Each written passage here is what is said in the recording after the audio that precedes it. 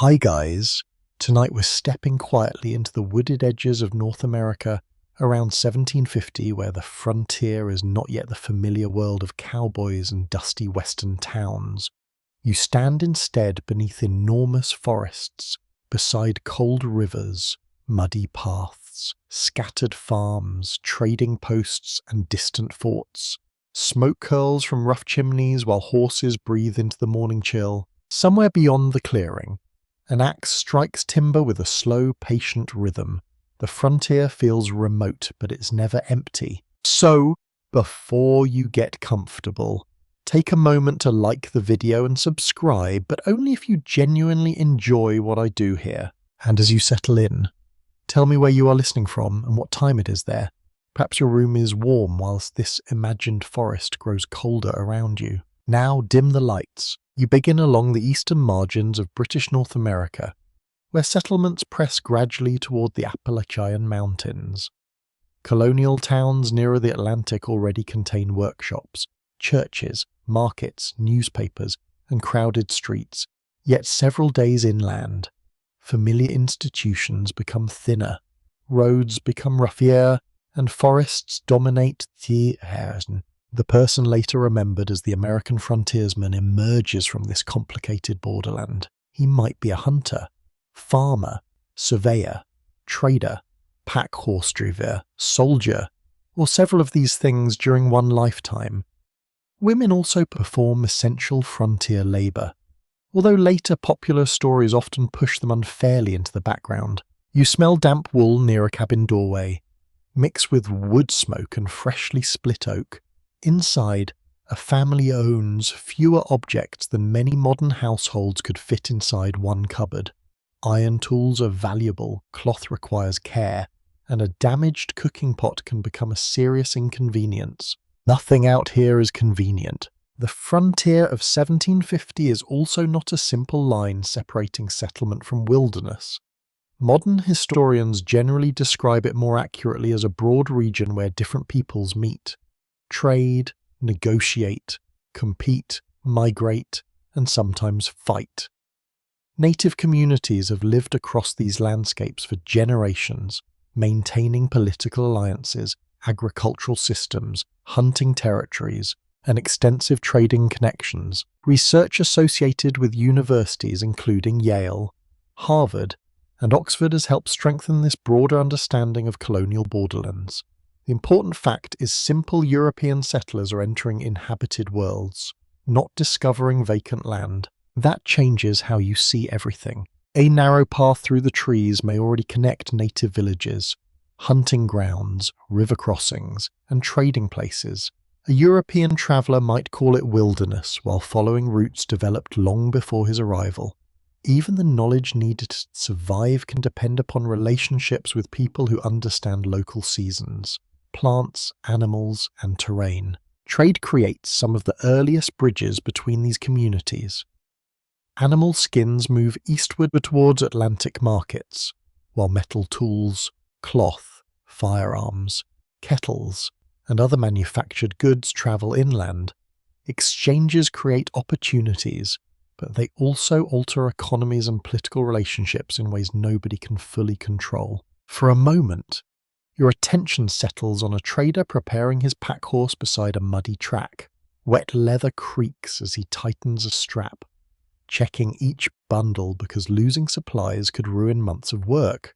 His breakfast is plain, his boots are stained, and his destination may be days away. Frontier independence sounds romantic later. Here, dependence is everywhere. Families depend upon neighbours during sickness, harvests, childbirth, fires, and sudden shortages. Traders depend upon native partners and interpreters. Settlers depend upon the merchants for goods they cannot manufacture themselves. Military commanders depend upon guides who understand landscapes their official maps describe poorly. Even maps possess uncertain edges. The Ohio country becomes especially important during these years because Britain and France both claim influence there. Native nations pursue their own interests between these imperial competitors, forming alliances that cannot be reduced to simple loyalty toward either European power. Diplomacy is often practical, shifting, and rooted in local circumstances. Historians still debate how much ordinary frontier settlers understood the larger imperial struggle developing around them. Surviving correspondence reveals anxiety over land insecurity, yet individual motives varied enormously. Some sought farms, others trade, while many simply followed relatives or opportunities westward. Your own imagined journey carries you toward a clearing where several acres have been cut from dense woodland. Tree stumps remain among young crops, stubborn reminders that farmland must be manufactured through exhausting labour. Every additional field begins with cutting, burning, digging, lifting, and waiting. Your hands would learn the weight of an axe quickly. A small cabin offers shelter, though comfort remains modest. The walls may admit drafts, the roof may leak, and insects find openings nobody noticed during construction. At night, firelight catches rough timber while wind moves through branches outside. There is intimacy in that fragile shelter. A parent repairs a child's worn clothing near the hearth, saving every usable piece of cloth.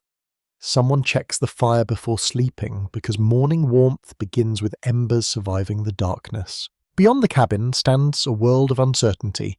Harvest failure can tighten every meal. A lame horse can delay travel.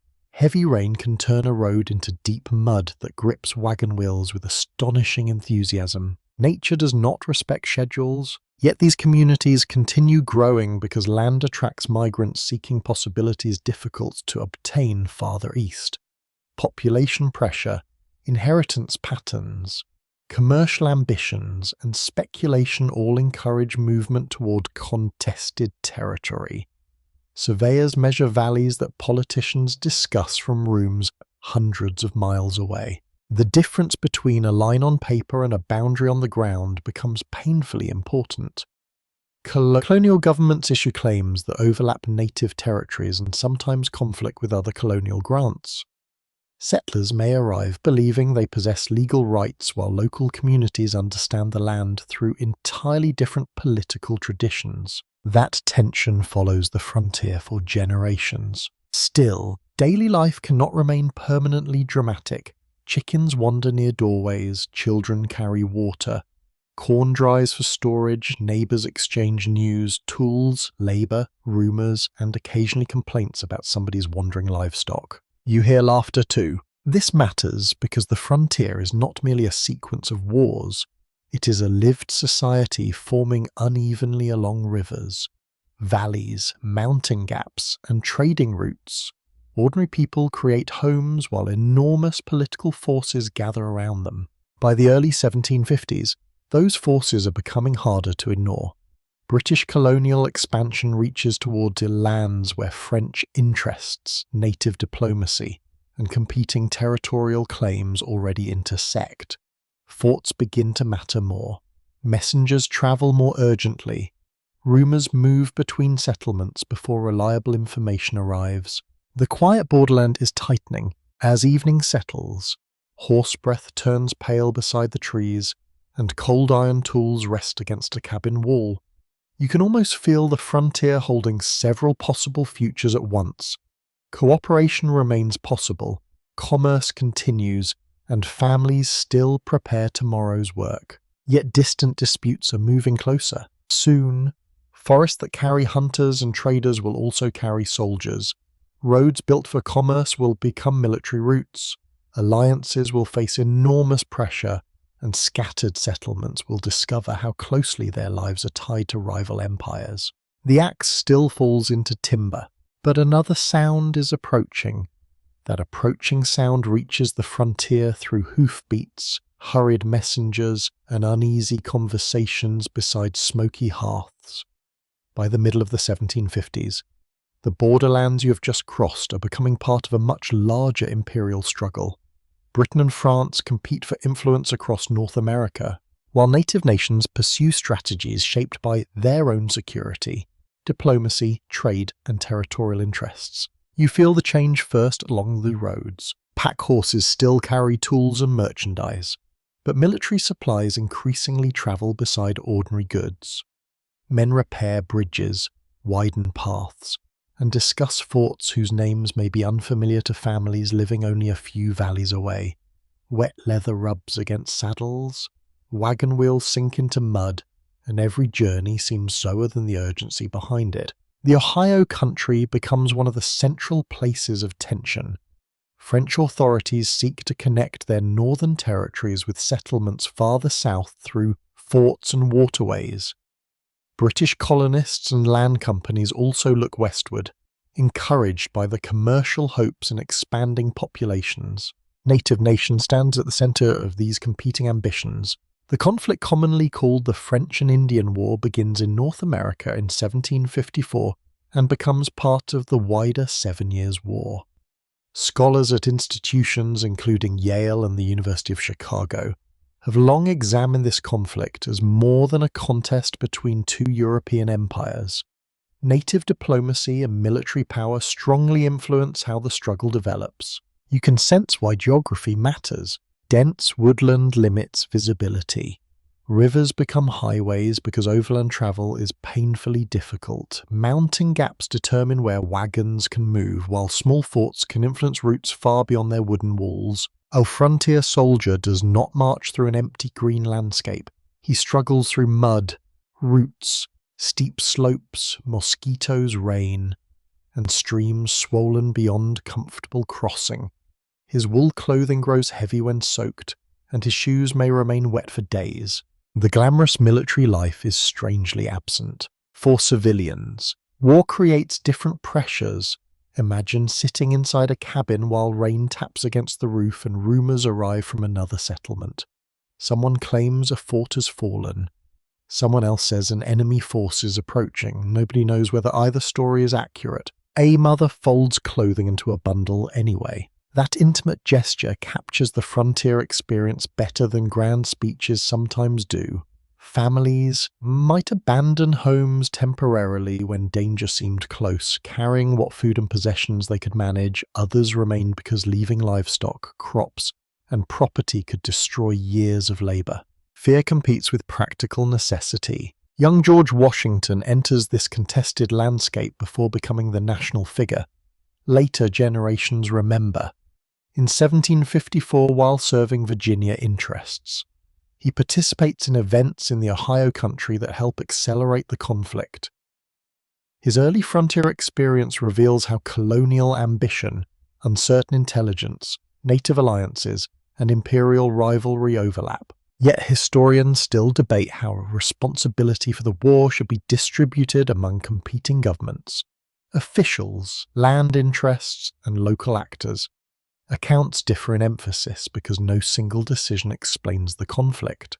Pressure had accumulated across years of expansion, diplomacy, trade competition, and territorial disagreement. Soon, British forces attempt larger campaigns. In 1755, General Edward Braddock leads an expedition toward Fort Duquesne, near the site of modern Pittsburgh.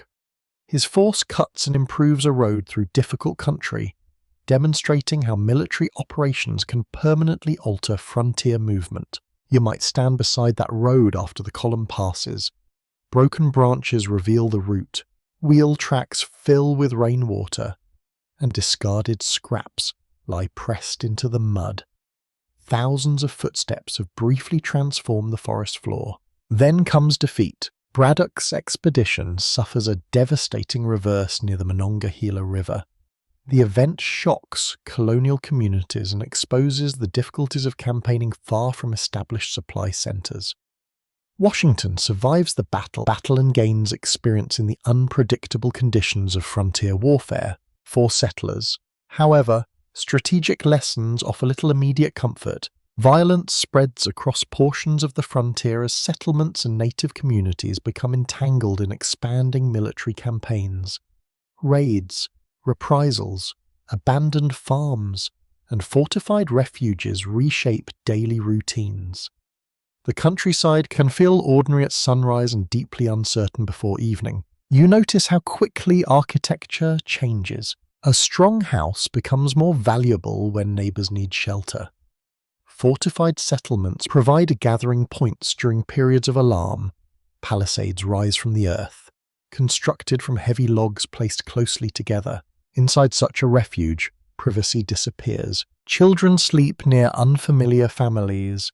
Damp wool hangs wherever space permits. Cooking smoke gathers beneath roofs, while livestock nearby add their own unmistakable contribution to the atmosphere.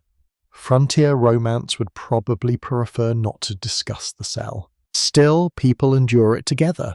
The war also teaches colonial governments how expensive frontier defense can become. Supplying distant forts requires food, animals, ammunition, clothing, roads, labor, and constant transportation. A fort may appear solid from outside, yet its survival depends upon a fragile chain stretching far behind it. Your mind drifts toward a driver, guiding a loaded wagon uphill. Cold rain runs from his hat as the horses strain against their harness.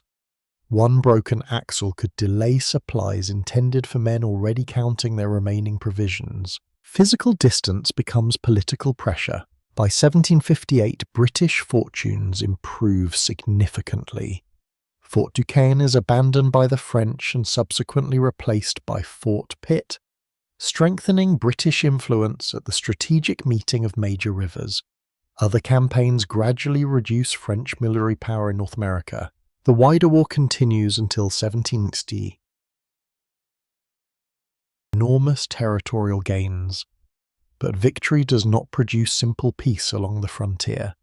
Native nations that had balanced competing European powers now confront a dramatically changed political landscape. British officials inherit vast territories that are difficult to govern and expensive to defend. Colonists see opportunity. Many look beyond the mountains toward fertile valleys and imagine farms, towns, and inheritance for their children. Yet native communities see growing settlement pressure, threatening lands and political independence. These perspectives cannot be comfortably reconciled. The resulting tensions contribute to widespread conflict in 1763, often associated with the native resistance commonly called Pontiac's War.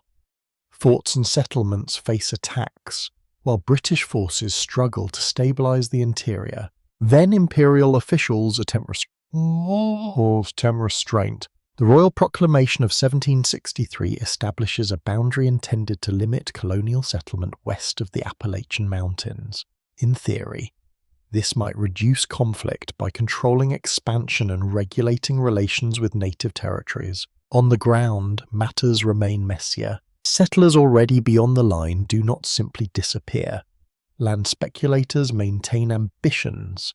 Traders continue moving through interior networks. Families seeking property may view distant imperial restrictions as obstacles written by officials who have never watched their children share a cramped cabin. You pause beside an Appalachian ridge. Below you, evening shadows stretch across valleys that governments are trying to divide with declarations. Yet the mountains contain no painted boundary. Deer cross freely, rivers continue downstream, and trails connect communities whose political worlds overlap. The war has changed the frontier permanently. Roads cut for armies remain available to migrants. Veterans remember western lands they crossed during campaigns. Forts become anchors for commerce and settlement. Knowledge of routes circulates through families and communities. Most importantly, people have learned that events in distant capitals can enter their lives through taxes, treaties, and restrictions. The frontier is no longer merely an edge. It has become a political pressure point, carrying memories of war and expectations of expansion as the 1760s fade toward the 1770s. Disagreements between Britain and its colonies deepen, and beyond the mountains, those disagreements will soon become revolutionary. Revolution arrives beyond the settlements less like a single explosion and more like pressure spreading through timber. River valleys and family conversations. By 1775, arguments that began around taxation and political authority have become armed rebellion. Along the frontier, however, independence is tangled with older questions about land, security, native sovereignty, and the direction of settlement. You hear the news slowly. A rider carries reports from distant towns, stopping wherever horses can rest and people will listen. Newspapers reach some communities, but spoken information travels farther. By the time one account crosses the mountains, several versions may already exist. For families living near contested territory, choosing sides is rarely simple. Some settlers support independence enthusiastically, others remain loyal to Britain, while many judge events through local circumstances rather than grand political philosophy. A neighbour might become a patriot because he resents British restrictions, while another fears that revolution will destroy the fragile order protecting his property. Modern scholarship at institutions such as Harvard and Princeton has emphasized how divided revolutionary America actually was. The frontier makes those divisions especially visible because communities are small, distances are great, and political loyalties can carry immediate personal consequences. You might know everyone involved. The man repairing your fence could support independence. The merchant extending credit might remain loyal to the crown. A relative living across another valley may avoid declaring either position. War presses against these relationships. The British government understands that Western conflict can weaken rebellious colonies. Native nations also recognize that the revolution may reshape the balance of power across their homelands. Their decisions emerge from different histories, interests, and local pressures. There is no single native poor response. Some nations or communities cooperate with British forces, seeing colonial expansion as the greater territorial threat. Others support the Americans, remain neutral, or experience internal political divisions over which course offers the best chance of survival. The Haudenosaunee Confederacy becomes deeply affected by these pressures. Different communities make different wartime choices, placing enormous strain upon political relationships that existed long before the Revolution. For a moment, the grand language of liberty feels painfully complicated. You stand near a frontier fort while cold iron presses against your palm. Inside the walls, families have gathered because rumors of raids are moving through surrounding settlements. Blankets cover rough sleeping spaces, children whisper near barrels, and somebody stirs a pot whose contents seem mostly water. Nobody complains loudly. Outside, autumn leaves move across muddy ground. The forest appears peaceful, almost indifferent to human arguments about sovereignty. Yet every trail now seems capable of carrying scouts, militia, refugees, traders, or armed parties. Frontier warfare depends heavily upon mobility. Small groups move through difficult terrain where conventional armies cannot operate easily. Settlers organize militia units, while experienced woodsmen become useful as scouts and guides. Knowledge of streams, ridges, crossings, and settlements can matter as much as formal military training. The frontier fighter later becomes wrapped in legend, but his daily reality is less polished. His clothing becomes wet, food spoils, powder must remain dry, boots wear down, and long journeys leave muscles aching beneath equipment that never seems lighter. Then there is waiting. Hours can pass with nothing happening. A man listens to insects, wind, and distant branches while wondering whether danger exists beyond the next ridge. Fear rarely behaves like the dramatic courage celebrated afterward. It settles quietly into the stomach. Families experience another kind of waiting. A woman whose husband joins a militia patrol may continue harvesting, repairing clothing, managing livestock, caring for children, and watching the road for his return. Her labour does not pause because history has become important. This domestic endurance forms an essential part of frontier survival.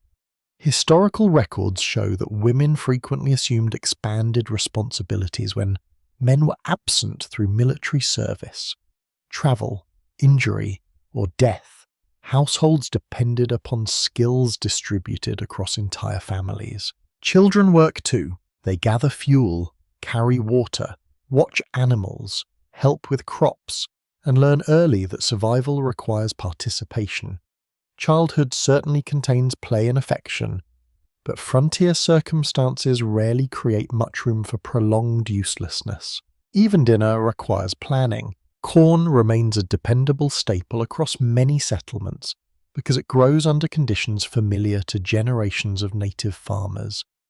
Settlers adopt foods, agricultural knowledge, and practices shaped by earlier native experience, although later national mythology often obscures those debts. Meanwhile, military operations push deeper into western regions. In 778 and 7779, George Rogers Clark leads American forces into the Illinois country and captures important British posts. These campaigns strengthen American claims in the Northwest, though political control on paper remains landscapes. Farther north, conflict becomes increasingly destructive. The Sullivan Expedition of 1779 moves through Haudenosaunee country under orders from George Washington. American forces destroy numerous villages, crops, and food supplies, producing severe displacement and suffering. The sensory reality is unsettling without requiring dramatic embellishment. You might pass fields where harvested abundance once promised winter security. Now smoke hangs above damaged settlements, and families face cold months with resources shattered by military strategy. War attacks the future as well as the present. Historians still debate how frontier military operations should be understood within the larger revolution. Some emphasize strategic necessity as revolutionary leaders perceived it, while others focus upon dispossession and the expansionist consequences that followed American victory. Both questions lead toward what happens next. As the war continues, Kentucky settlements become important centers of American expansion west of the Appalachians. Boone's earlier route through the Cumberland Gap has helped migrants reach the region, and communities such as Boonesboro become symbols of frontier persistence. Yet even familiar names deserve careful treatment. Daniel Boone later becomes one of America's most celebrated frontiersmen, transformed through biographies and popular culture into something larger than an ordinary historical person. The real Boone is a hunter, explorer, land speculator, surveyor, settler, and family man whose fortunes repeatedly rise and collapse. Halluce's land claims. That detail feels almost wonderfully inconvenient for the legend. A man remembered as a master of the wilderness struggles with legal paperwork, disputed titles, and speculative systems that confuse many frontier settlers. The frontier is never merely physical. You can cross a mountain successfully and still lose everything in a courthouse. By 1781, major British operations in the Eastern Theatre approached their decisive conclusion at Yorktown. Yet violence along western frontiers does not immediately disappear. News of peace travels slowly, and local conflicts have their own momentum. The Treaty of Paris in 1783 formally recognizes American independence and grants the new United States an enormous western territory extending to the Mississippi River. On European maps, the change appears astonishingly clean. A line shifts, a color changes. A new republic possesses a vast interior. But you have already spent enough time in these forests to understand the illusion. Nations have not surrendered their homelands simply because Britain recognizes American boundaries. British influence does not vanish overnight. Spanish power remains important farther west and south. Settlers, speculators, governments, and native communities carry conflicting expectations into the peace. Still, American independence changes the scale of Western ambition. Veterans receive or seek land. Families burdened by debt look toward western valleys. Surveyors move across territories where ownership remains contested. Paper maps return to the table. A finger follows the Ohio River. Another traces the Cumberland Gap. Someone imagines a farm beyond the mountains where land appears abundant and tomorrow seems larger. You remember the frontier road widened during the previous Imperial War. Now wagons can follow routes once improved for soldiers. Military geography becomes migration geography, and revolutionary victory strengthens the belief that westward settlement belongs to the Republic's future. Evening gathers around another cabin. The soup is cold, the fire burns low, An exhausted silence settles across the room. A folded map rests beside a candle, its western spaces inviting and deceptive. Tomorrow, another family will begin packing. The revolution has ended one empire's political authority over the colonies, but it has not settled the frontier.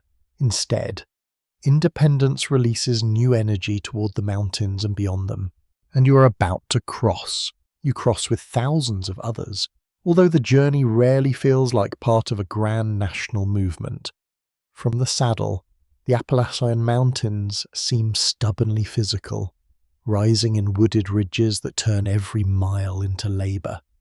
A paper map may suggest a simple passage west, but your horse feels every slope, stone, stream, and fallen tree. By the 1780s, American independence has opened enormous expectations for Western settlement. Kentucky and Tennessee attract migrants seeking land, while the Ohio country draws surveyors, veterans, speculators, farmers, and traders. Yet the Republic possesses treaties and claims more easily than it possesses the landscape itself. Your wagon discovers that distinction quickly. Many early routes are too narrow for heavy vehicles, forcing families to travel with pack horses or on foot, where wagons can pass. Rain transforms exposed soil into thick mud. Wheels sink, animals strain, and adults push beside children carrying whatever small possessions their arms can manage. The Cumberland Gap becomes one famous doorway through the mountains.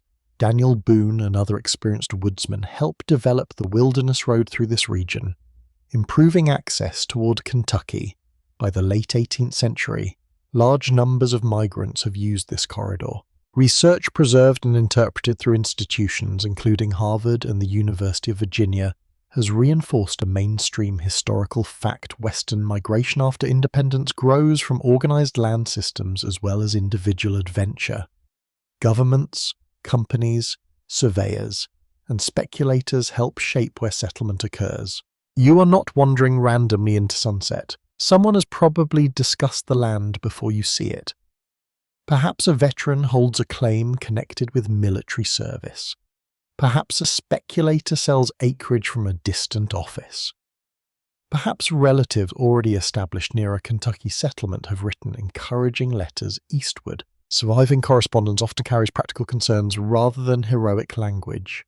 People asking about soil, prices, roads, health, crops, neighbours, and whether land titles can actually be trusted. That final question matters. Frontier land law becomes bewilderingly complicated because different governments and companies sometimes issue overlapping claims. Boundaries surveyed poorly can generate disputes lasting years. Families may clear fields, build houses, and plant orchards before discovering that another claimant possesses paperwork challenging their ownership. You remember Boone. His experience reminds you that wilderness skill offers little protection from confusing legal systems. The frontiersman can read animal tracks across wet ground and still be defeated by documents written far away. The irony is gentle but persistent. Kentucky becomes a state in 1792, followed by Tennessee in 1796. Their admission demonstrates how quickly Western communities are becoming integrated into the young republic. Still, statehood does not erase the contested history beneath farms and towns. Nations resist American expansion north of the Ohio River. A powerful confederation of native communities challenges United States efforts to impose control over the Northwest Territory. American military expeditions sent against them initially suffer serious defeats. In 1791, forces commanded by Arthur St. Clair experienced one of the most severe defeats ever suffered by the United States Army in conflict with native forces. News travels eastward with force for frontier families. However, military disaster becomes something more immediate than national embarrassment. Settlements strengthen defences, militia patrols increase, and isolated households reconsider how far they can safely live from neighbours. You feel cold iron beneath your fingers while repairing a latch before nightfall. Beyond the cabin, harvested corn stands bundled beneath a fading sky. Your youngest child carries kindling toward the doorway while someone nearby brings the animals closer. Small routines become defensive habits. A firearm may remain within reach, but survival still depends more often upon food. Shelter, cooperation, and information.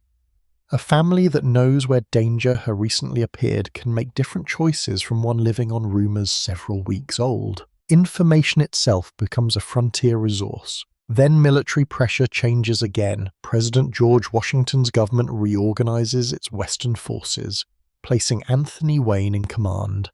Wayne trains his soldiers carefully before advancing into the Ohio country. In 1794, his army defeats native Confederation forces at the Battle of Fallen Timbers.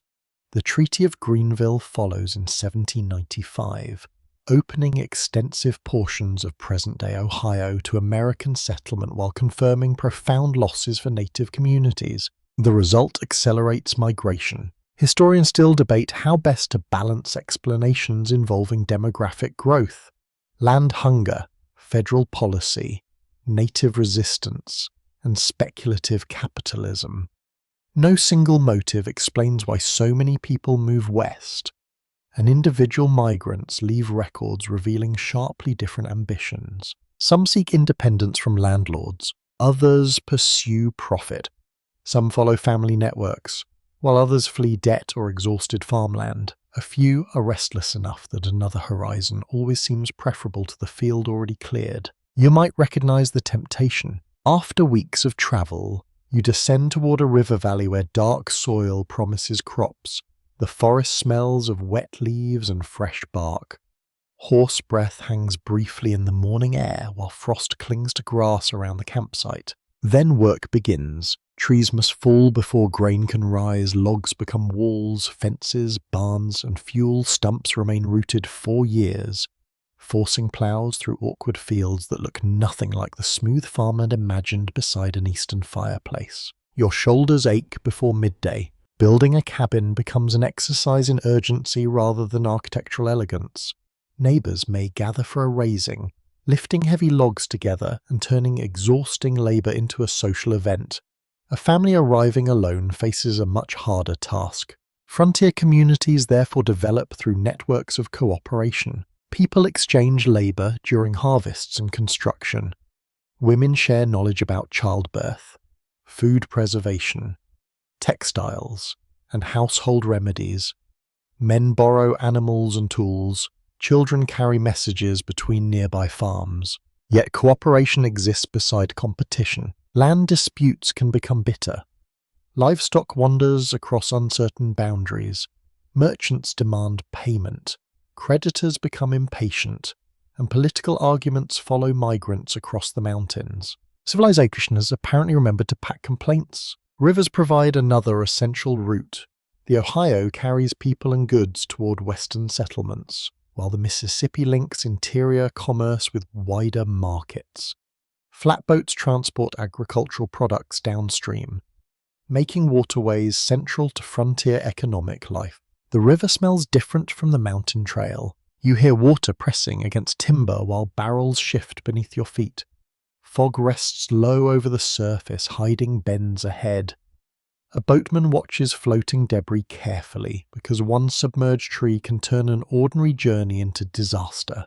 Farther south, settlers moving into Tennessee encounter older native political landscapes, particularly those of the Cherokee and other southeastern nations.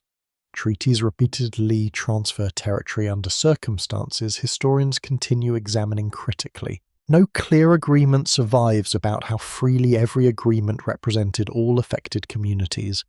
Native political authority was complex. While American officials often treated signatures as permanent surrender across lands whose ownership and use involved wider groups, the consequences accumulate. By the closing years of the 18th century, farms and settlements extend deeper beyond the Appalachian barrier.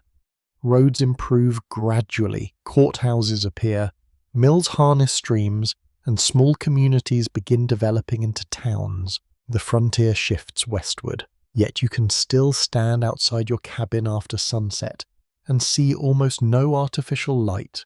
Wood smoke hangs beneath the trees, your boots remain muddy beside the doorway, and frozen fingers ache after repairing a fence. Inside, someone has saved you warm food. That small comfort reveals what migration truly means. Nations may speak of territory, but families experience expansion through meals, illnesses, births, debts, harvests, funerals, friendships, and seasons of relentless work. The frontiersman is becoming a national figure. For now, however, you are simply trying to make a clearing into a home.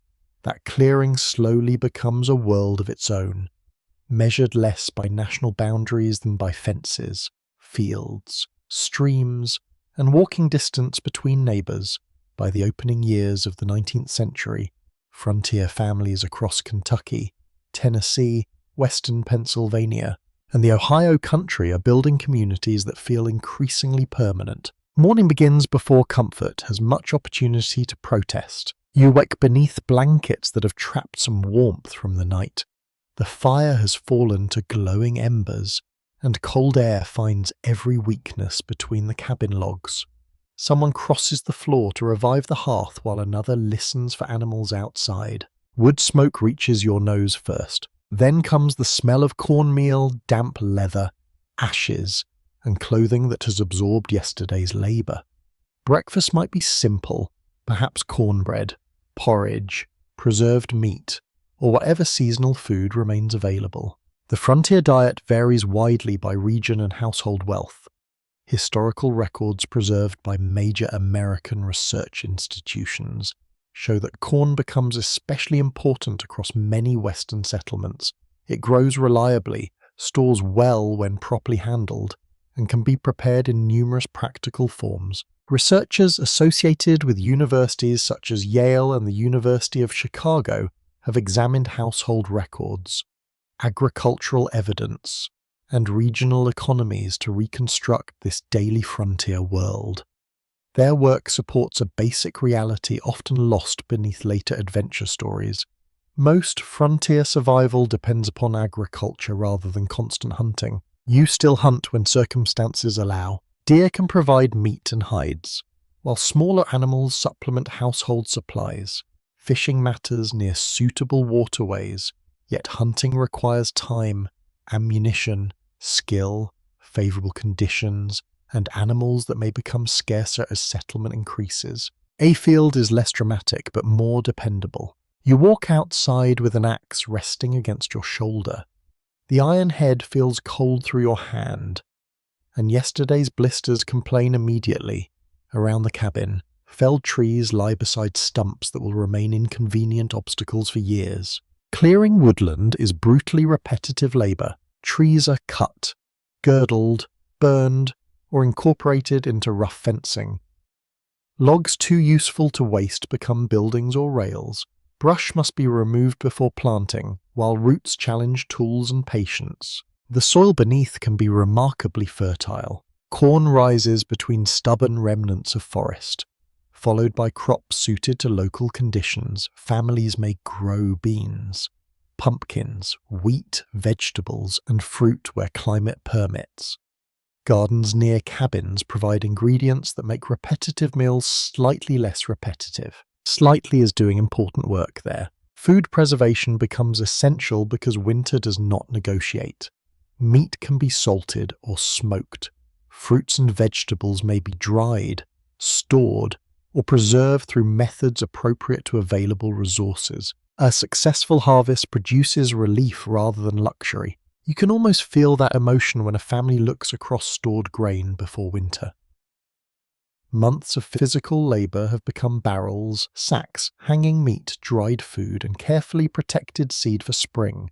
The household itself functions as a workplace. Women cook, preserve food, make and repair clothing, tend gardens, care for children, manage dairy work, maintain fires, process textiles, and perform agricultural labour. Their responsibilities vary across households, but they are indispensable to frontier economies. A woman bends over a shirt beside the fire. The cloth has already been repaired twice. She turns it carefully, searching for enough strong material around the tear to hold another patch. New clothing requires resources, so worn fabric continues working almost as stubbornly as its owner. Children learn usefulness early. A young child gathers eggs or kindling. Older children carry water, watch livestock, weed crops, assist with harvesting, and care for younger siblings. Their tasks increase gradually as strength and experience grow. Yet childhood is not entirely labour. You hear laughter near a creek after chores. A carved wooden toy passes between small hands. Children invent games requiring almost nothing because almost nothing is conveniently available. For a moment, the frontier feels gentle. Then a horse goes lame. That single problem reminds you how fragile household systems can be. Horses and oxen can provide transportation and power that human muscles cannot easily replace. An injured animal can delay planting, prevent travel, or complicate hauling at precisely the wrong moment. Tools deserve similar attention. Axes, knives, hoes, plough components, firearms, kettles, needles, and iron fittings carry considerable practical value. Blacksmiths become important figures as settlements grow because broken metal equipment needs repair. A smithy announces itself through sound. Hammer strikes iron while sparks rise from the forge. The air smells of charcoal and hot metal. A farmer waits nearby with a damaged tool because tomorrow's work depends upon today's repair. Specialized occupations gradually multiply. Millers process grain more efficiently than households working entirely by hand. Carpenters build structures and furniture. Merchants connect remote communities with manufactured goods arriving through expanding commercial networks. Cash may remain scarce. Families often exchange labor, agricultural products, credit, and services. Frontier households are connected to markets even when they appear isolated. Hides, grain, livestock, timber, whiskey, and other products can move toward regional trading centers. Historians still debate how economically independent frontier families truly were.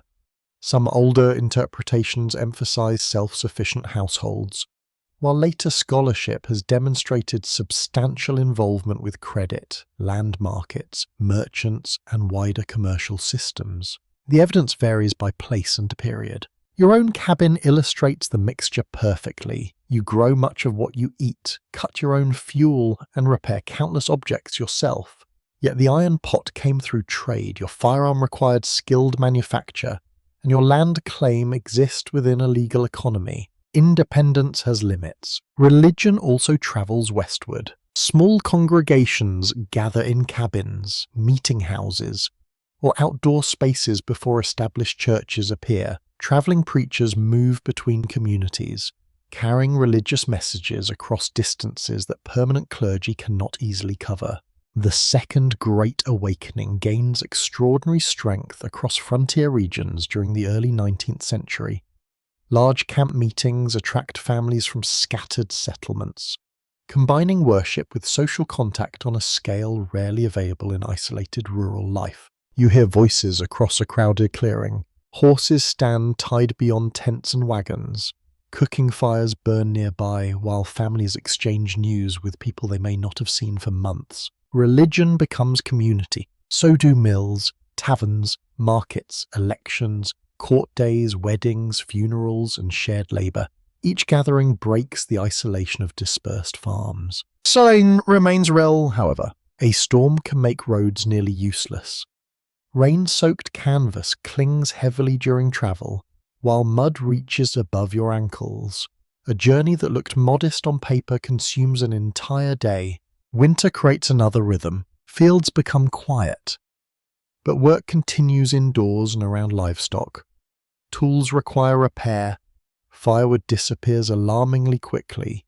Clothing needs constant attention, and animals must be fed from supplies gathered months earlier. Night arrives early. You sit near the hearth while wind presses against the walls. A child sleeps nearby, wrapped beneath blankets patched from older cloth. Someone quietly counts remaining food stores. This is the emotional heart of frontier survival. You work because tomorrow depends upon what you save today. As communities mature, cabins become larger houses, rough paths become roads, and settlements acquire stores. Schools, mills, and courthouses. What once seemed remote begins connecting with a growing nation. Meanwhile, beyond these farms, another immense territory has entered American political imagination. In 1803, the United States acquires Louisiana from France, dramatically expanding the country's claimed territory westward. Suddenly rivers, plains, mountains, trading networks, and distant peoples occupy the attention of officials and adventurers alike. The familiar clearing remains behind you. Ahead, paper maps widen toward landscapes few Americans of the eastern states have personally seen, though native peoples have known them for generations.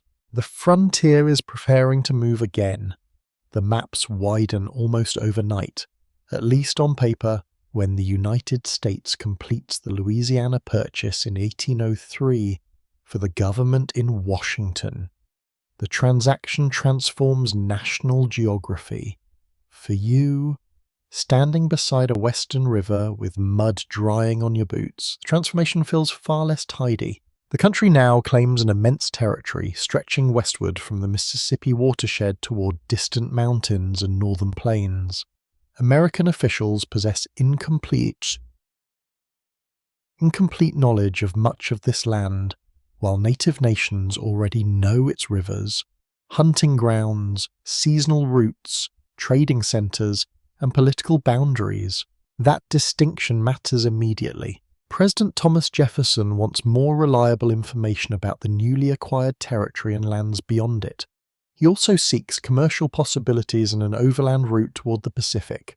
Exploration becomes an instrument of science, diplomacy, trade, and national ambition at the same time. You hear preparation before departure. Barrels roll across packed earth.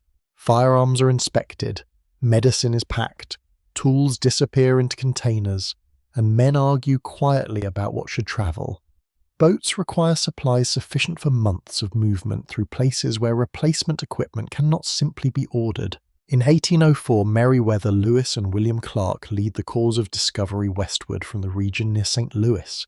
Their expedition eventually reaches the Pacific coast before returning in 1806, covering thousands of miles through extraordinarily varied landscapes. Modern scholarship at institutions, including Stanford and the University of California, has examined the expedition through journals, maps, native histories, and environmental evidence. One mainstream conclusion remains clear: the expedition depended heavily upon knowledge, assistance, diplomacy, and trade involving the communities encountered along the route. You could not simply walk west alone. The Missouri River becomes the expedition's great moving road. Its current resists upstream travel, forcing men to row, pole, tow, and sail whenever conditions allow. Muddy water presses against boats loaded so heavily that every obstacle demands attention. Your palms would harden quickly. Imagine pulling a rope from shore while insects swarm around your face. The summer air feels thick. Your shirt clings with sweat.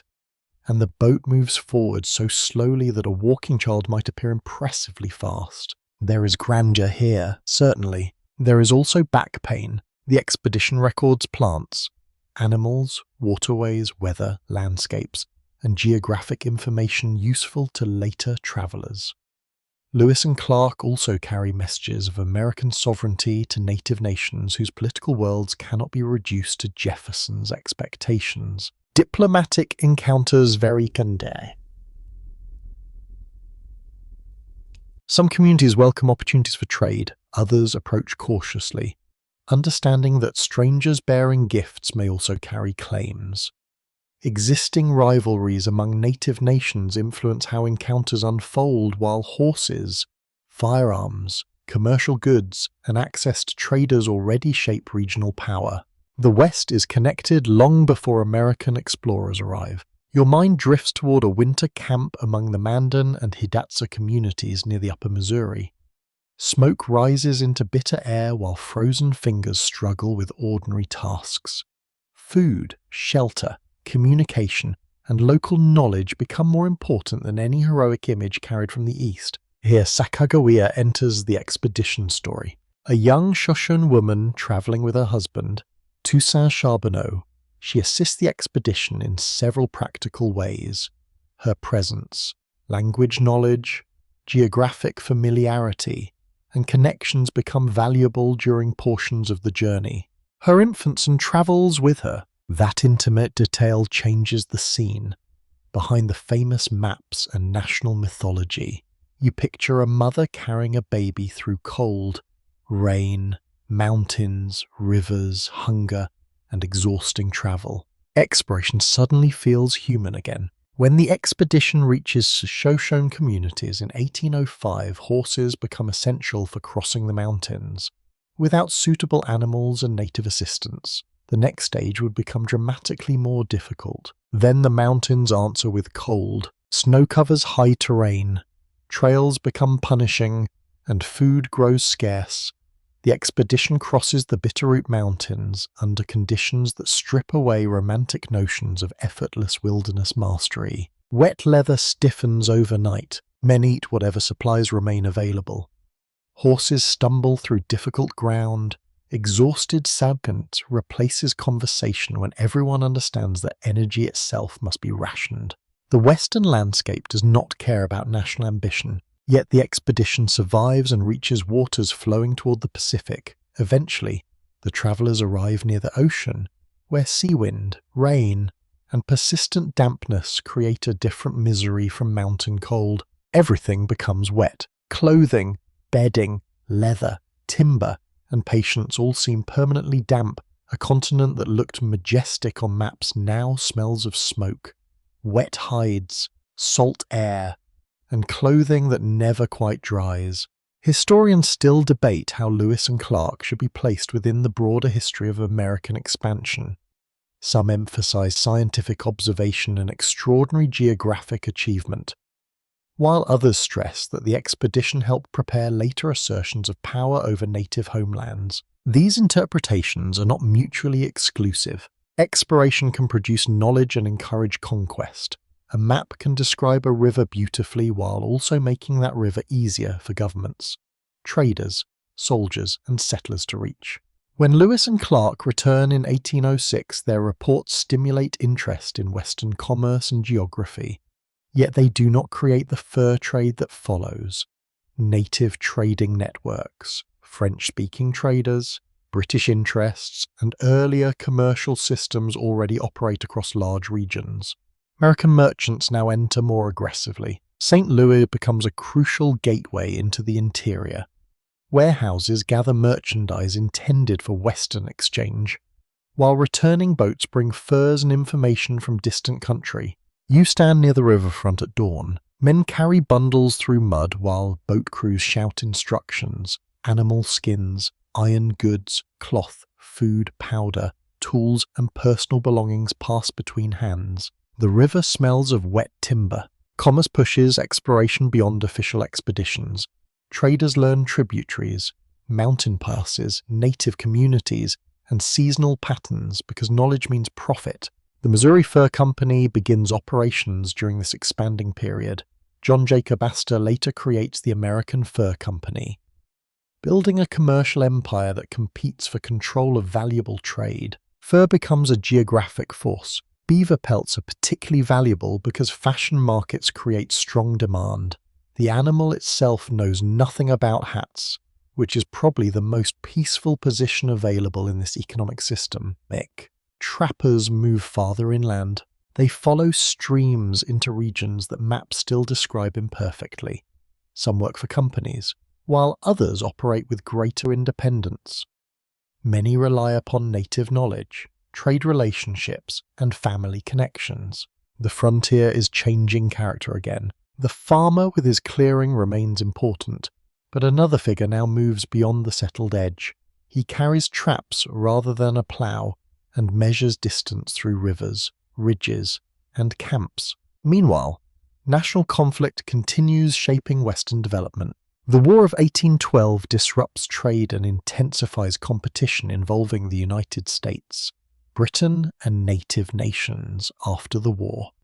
American political and commercial influence pushes farther into the interior. Military posts appear along important routes. Surveyors improve geographic knowledge. Steamboats begin changing river transportation.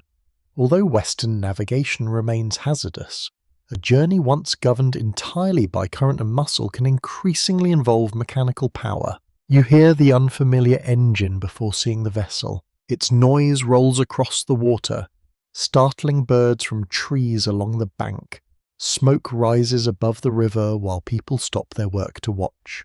Distance is beginning to shrink. Still, beyond the steamboat routes lie mountains where machinery offers little assistance. There, a generation of trappers, traders, guides, and wanderers is entering landscapes that demand another kind of frontier life. You leave the busy river behind. The trail rises, settlements thin, and evening wood smoke disappears beneath a vast western sky. Ahead wait the Rocky Mountains. The trail rises steadily until the country begins to rearrange your sense of distance. Rivers narrow into mountain streams. Wooded ridges climb toward colder heights, and familiar settlements vanish behind you.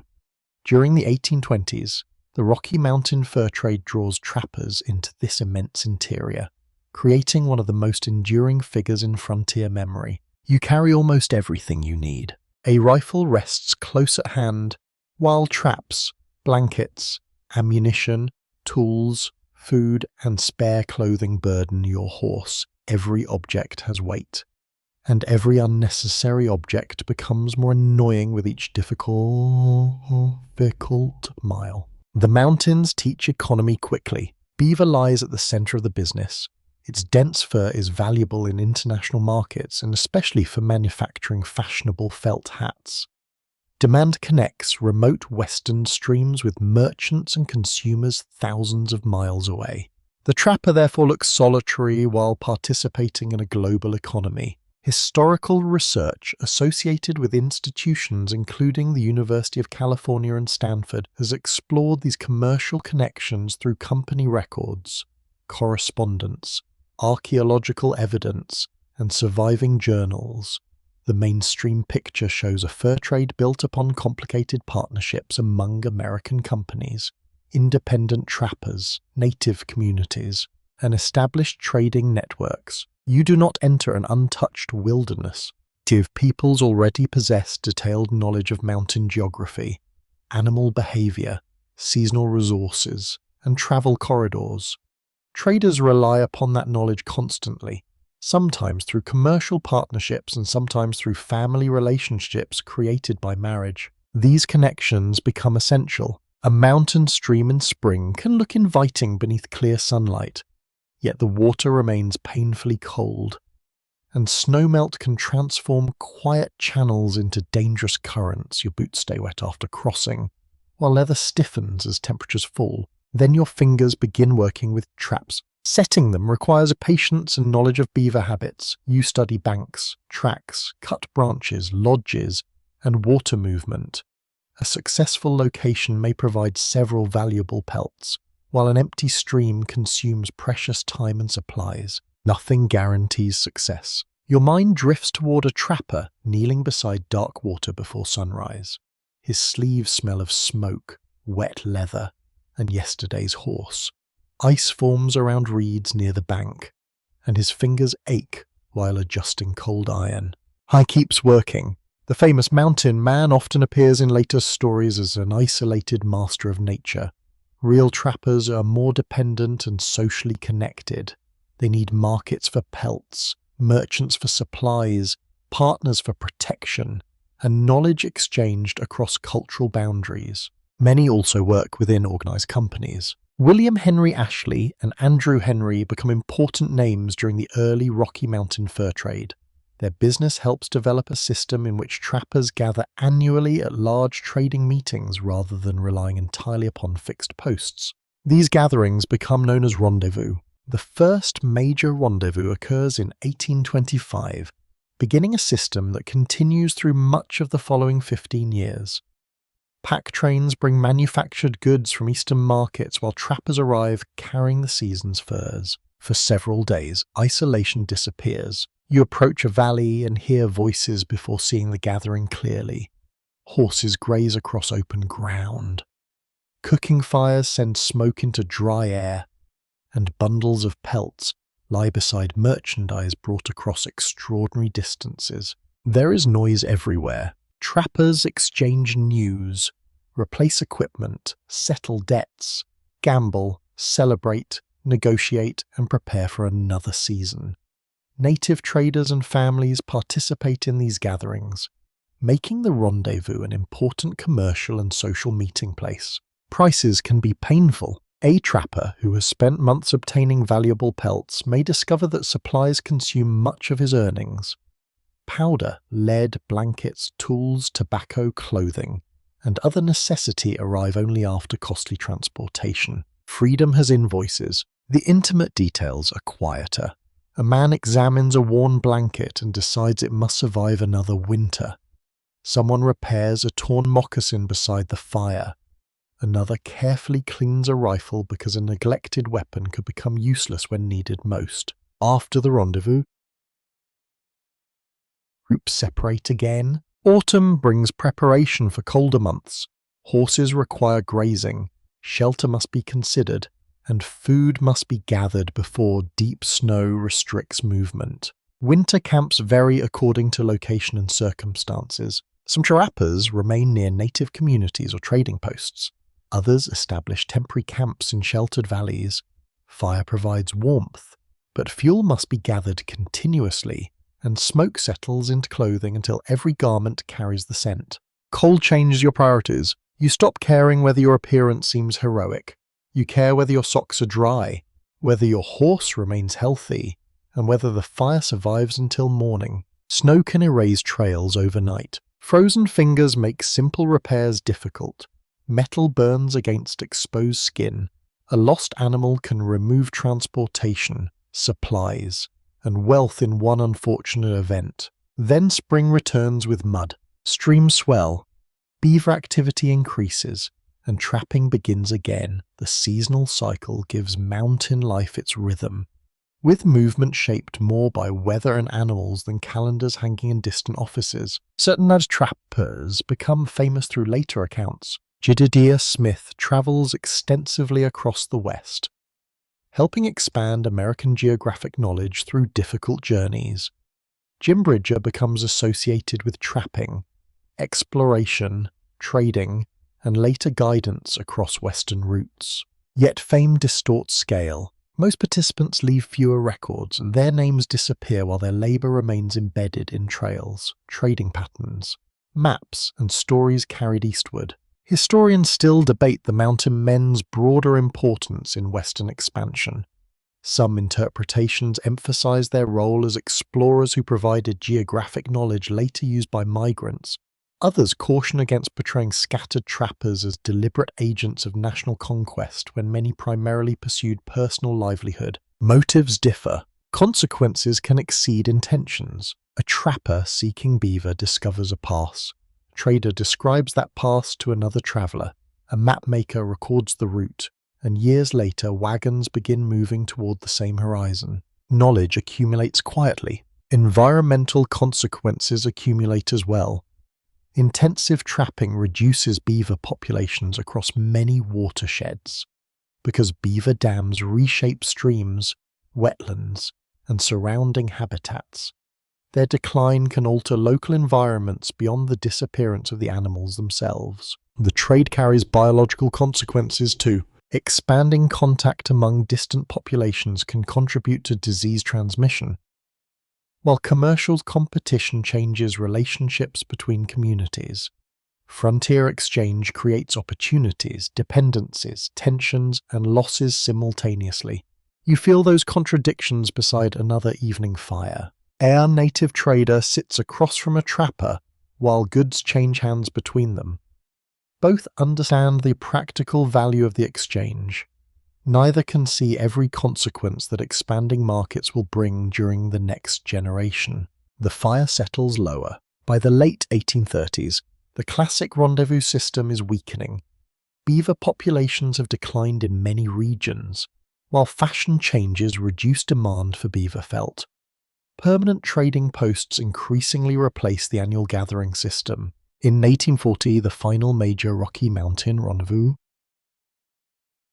takes place. The era does not vanish instantly. Former trappers adapt. Some become guides, scouts, traders, interpreters, ranchers, or settlers.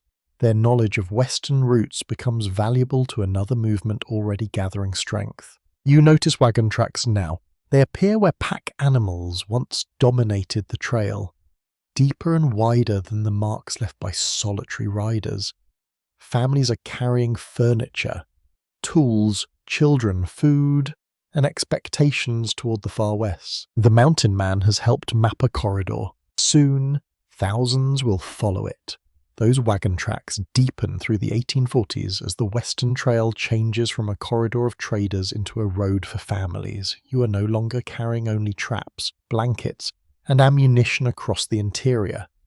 Now children ride beside sacks of flour, cooking pots, tools, bedding, spare clothing, and the fragile pieces of an old life moving toward a new one. The decision begins long before departure. Around a winter hearth in Missouri, perhaps your family studies reports from Oregon or California, letters from earlier migrants describe fertile valleys and opportunity. Though difficult experiences may receive less attention than successful arrival, hope edits stories rather efficiently. By spring, the household must decide what travels and what remains behind. A wagon has limited capacity, and animals must pull every unnecessary possession across hundreds of difficult miles. Furniture that once seemed essential suddenly becomes heavy wood.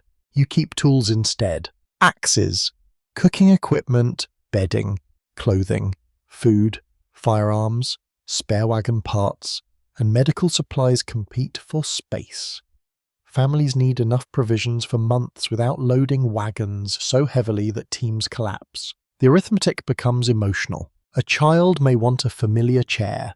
A parent knows the chair weighs more than food that could matter in October. Small decisions begin separating the life you knew from the life ahead. During the 1840s, several major overland routes carry increasing numbers of migrants westward.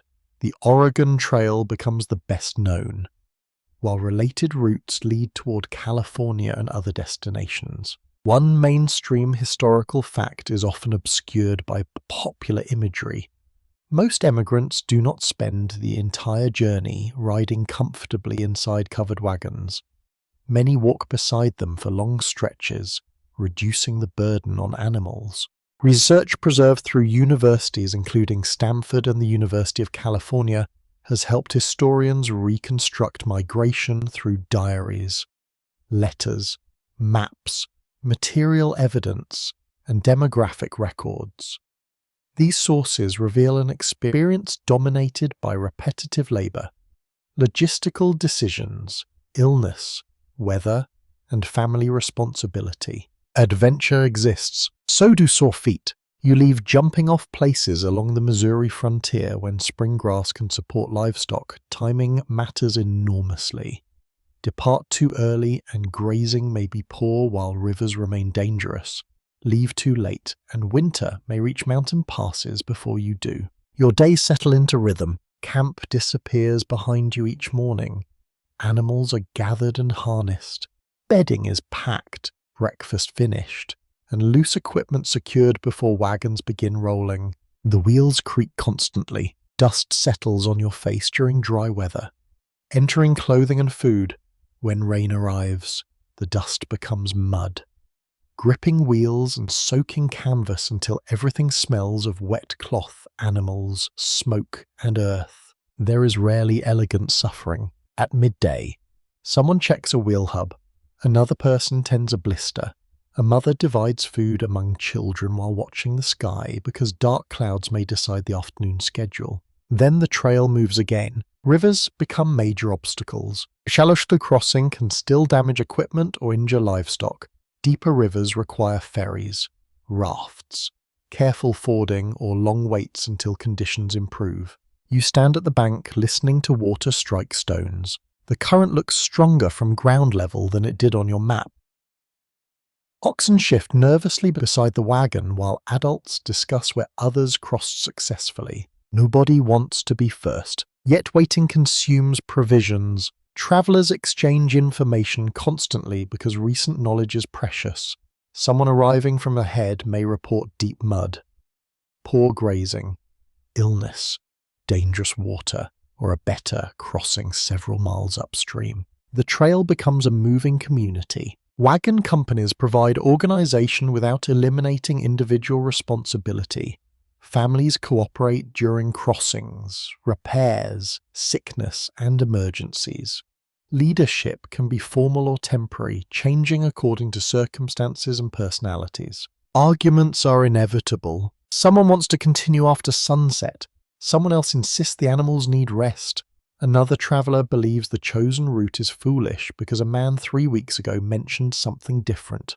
Democracy meets exhaustion. Disease is more dangerous than dramatic frontier violence for many emigrants. Cholera becomes especially feared during heavy migration years, spreading quickly where contaminated water and crowded travel conditions combine.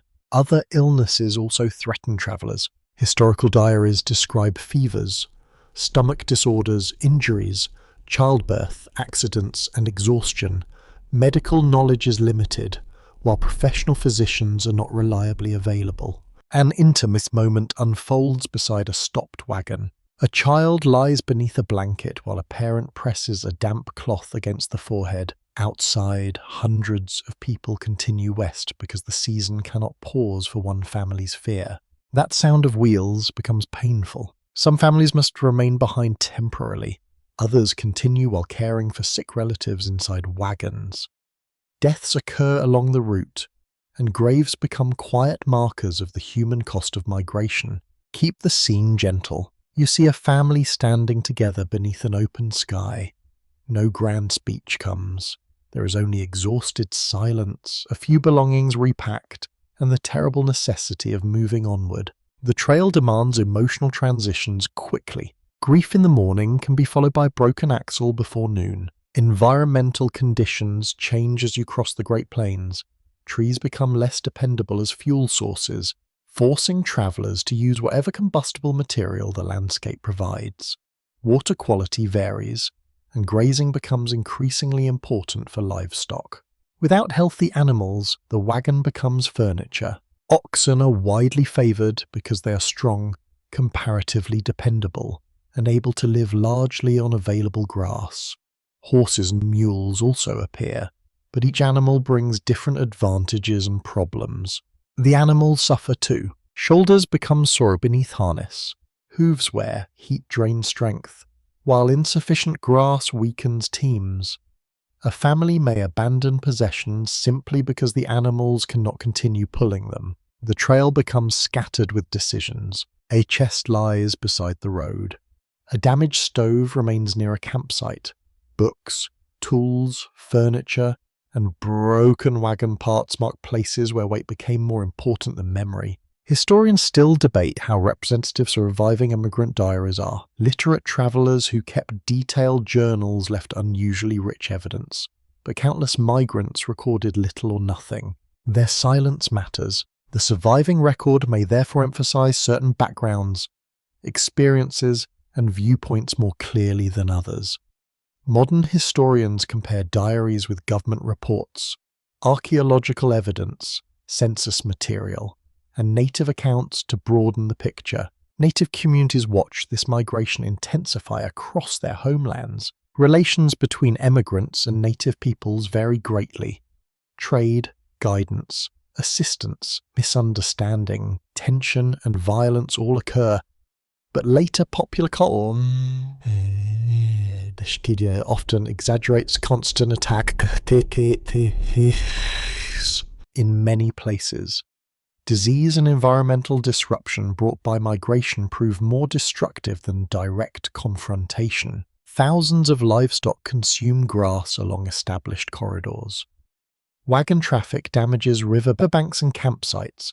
Migrants cut available timber and increase pressure around water sources. The trail itself becomes an environmental presence. By the time you reach the Rocky Mountains, the journey has changed everyone. Children have learned routines adults once considered impossible. Clothing is faded, wagon canvas is stained, and your hands carry marks from repairs. Then the western descent presents new choices. Oregon promises agricultural land in the Pacific Northwest. California offers another destination, especially as American migration and political expansion intensify there. Accounts differ over how migrants understood the risks before leaving.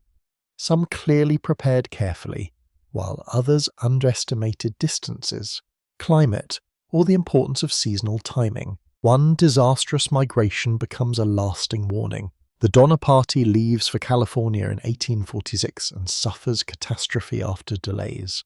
Difficult route decisions and severe winter conditions trap members in the Sierra Nevada.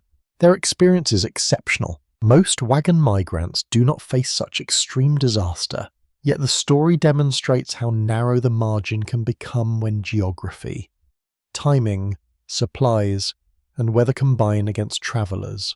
You approach the western mountains with that truth beneath every decision. Cold air enters through worn clothing, rain-soaked canvas hangs heavily above your sleeping place, and your animals stand quietly after another exhausting day. Then morning reveals the trail descending. Somewhere beyond those ridges lies the destination that has occupied your thoughts for months. But California is about to change. In 1848, gold will be found there, and the quiet stream valleys of the West will suddenly attract people from across America and around the world. The wagon road is about to become crowded.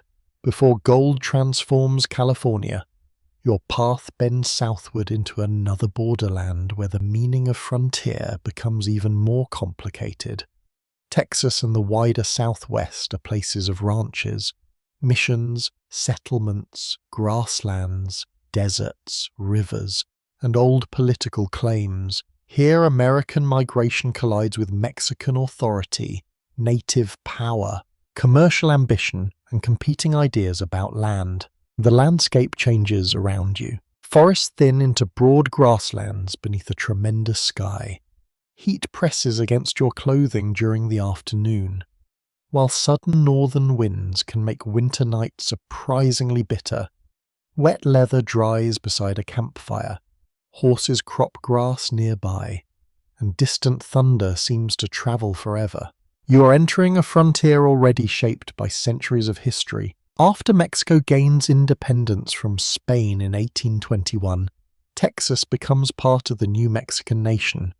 Its population includes native peoples, established Hispanic communities, soldiers, ranchers, traders, and a growing number of immigrants from the United States. Mexican authorities initially encouraged some immigration. Under the impresario system, approved agents recruit settlers under specific conditions. Stephen F. Austin becomes the best known of these organizers, bringing families into Mexican Texas during the 1820s. Land attracts them powerfully. A farmer accustomed to expensive or exhausted property farther east can look across Texas soil and imagine cattle, crops, children, and a larger future. Once again, however, the frontier promise of land comes attached to politics. Mexico expects settlers to obey Mexican law. Tensions grow over immigration, political authority, cultural differences, slavery, taxation, and local autonomy. Mexico abolishes slavery nationally in 1829, although complicated exceptions and evasions affect Texas. Many Anglo-American settlers come from slave-holding southern states and resist policies threatening enslaved labor. That uncomfortable fact belongs inside the story. Research conducted and preserved through institutions such as Yale, Stanford, and the University of Texas has helped historians place the Texas Revolution within this broader borderlands context. The mainstream historical picture is more complicated than a simple struggle between freedom and oppression. Different groups understand freedom differently. For an Anglo settler, local self-government may dominate political concerns. For Mexican officials, national sovereignty matters. For an enslaved person, the language of liberty can sound painfully incomplete. For native peoples, another expanding settler population creates still another challenge. You feel these overlapping worlds at a roadside settlement. A blacksmith repairs tack while cattle shift behind a rough fence. Traders discuss prices beneath a shaded porch. A rider arrives carrying political news, and conversations become quieter as people gather around him. The frontier is listening again. By 1835, disputes between the Mexican government and rebellious settlers have developed into armed conflict. Some Mexican Texans also support resistance against the increasingly centralized government of President Antonio Lopez de Santa Anna. The Texas Revolution begins. You notice how quickly ordinary routines change. Horses needed for ranch work become military transportation. Buildings become gathering places for volunteers. Families count food supplies while men discuss weapons, roads, and approaching forces.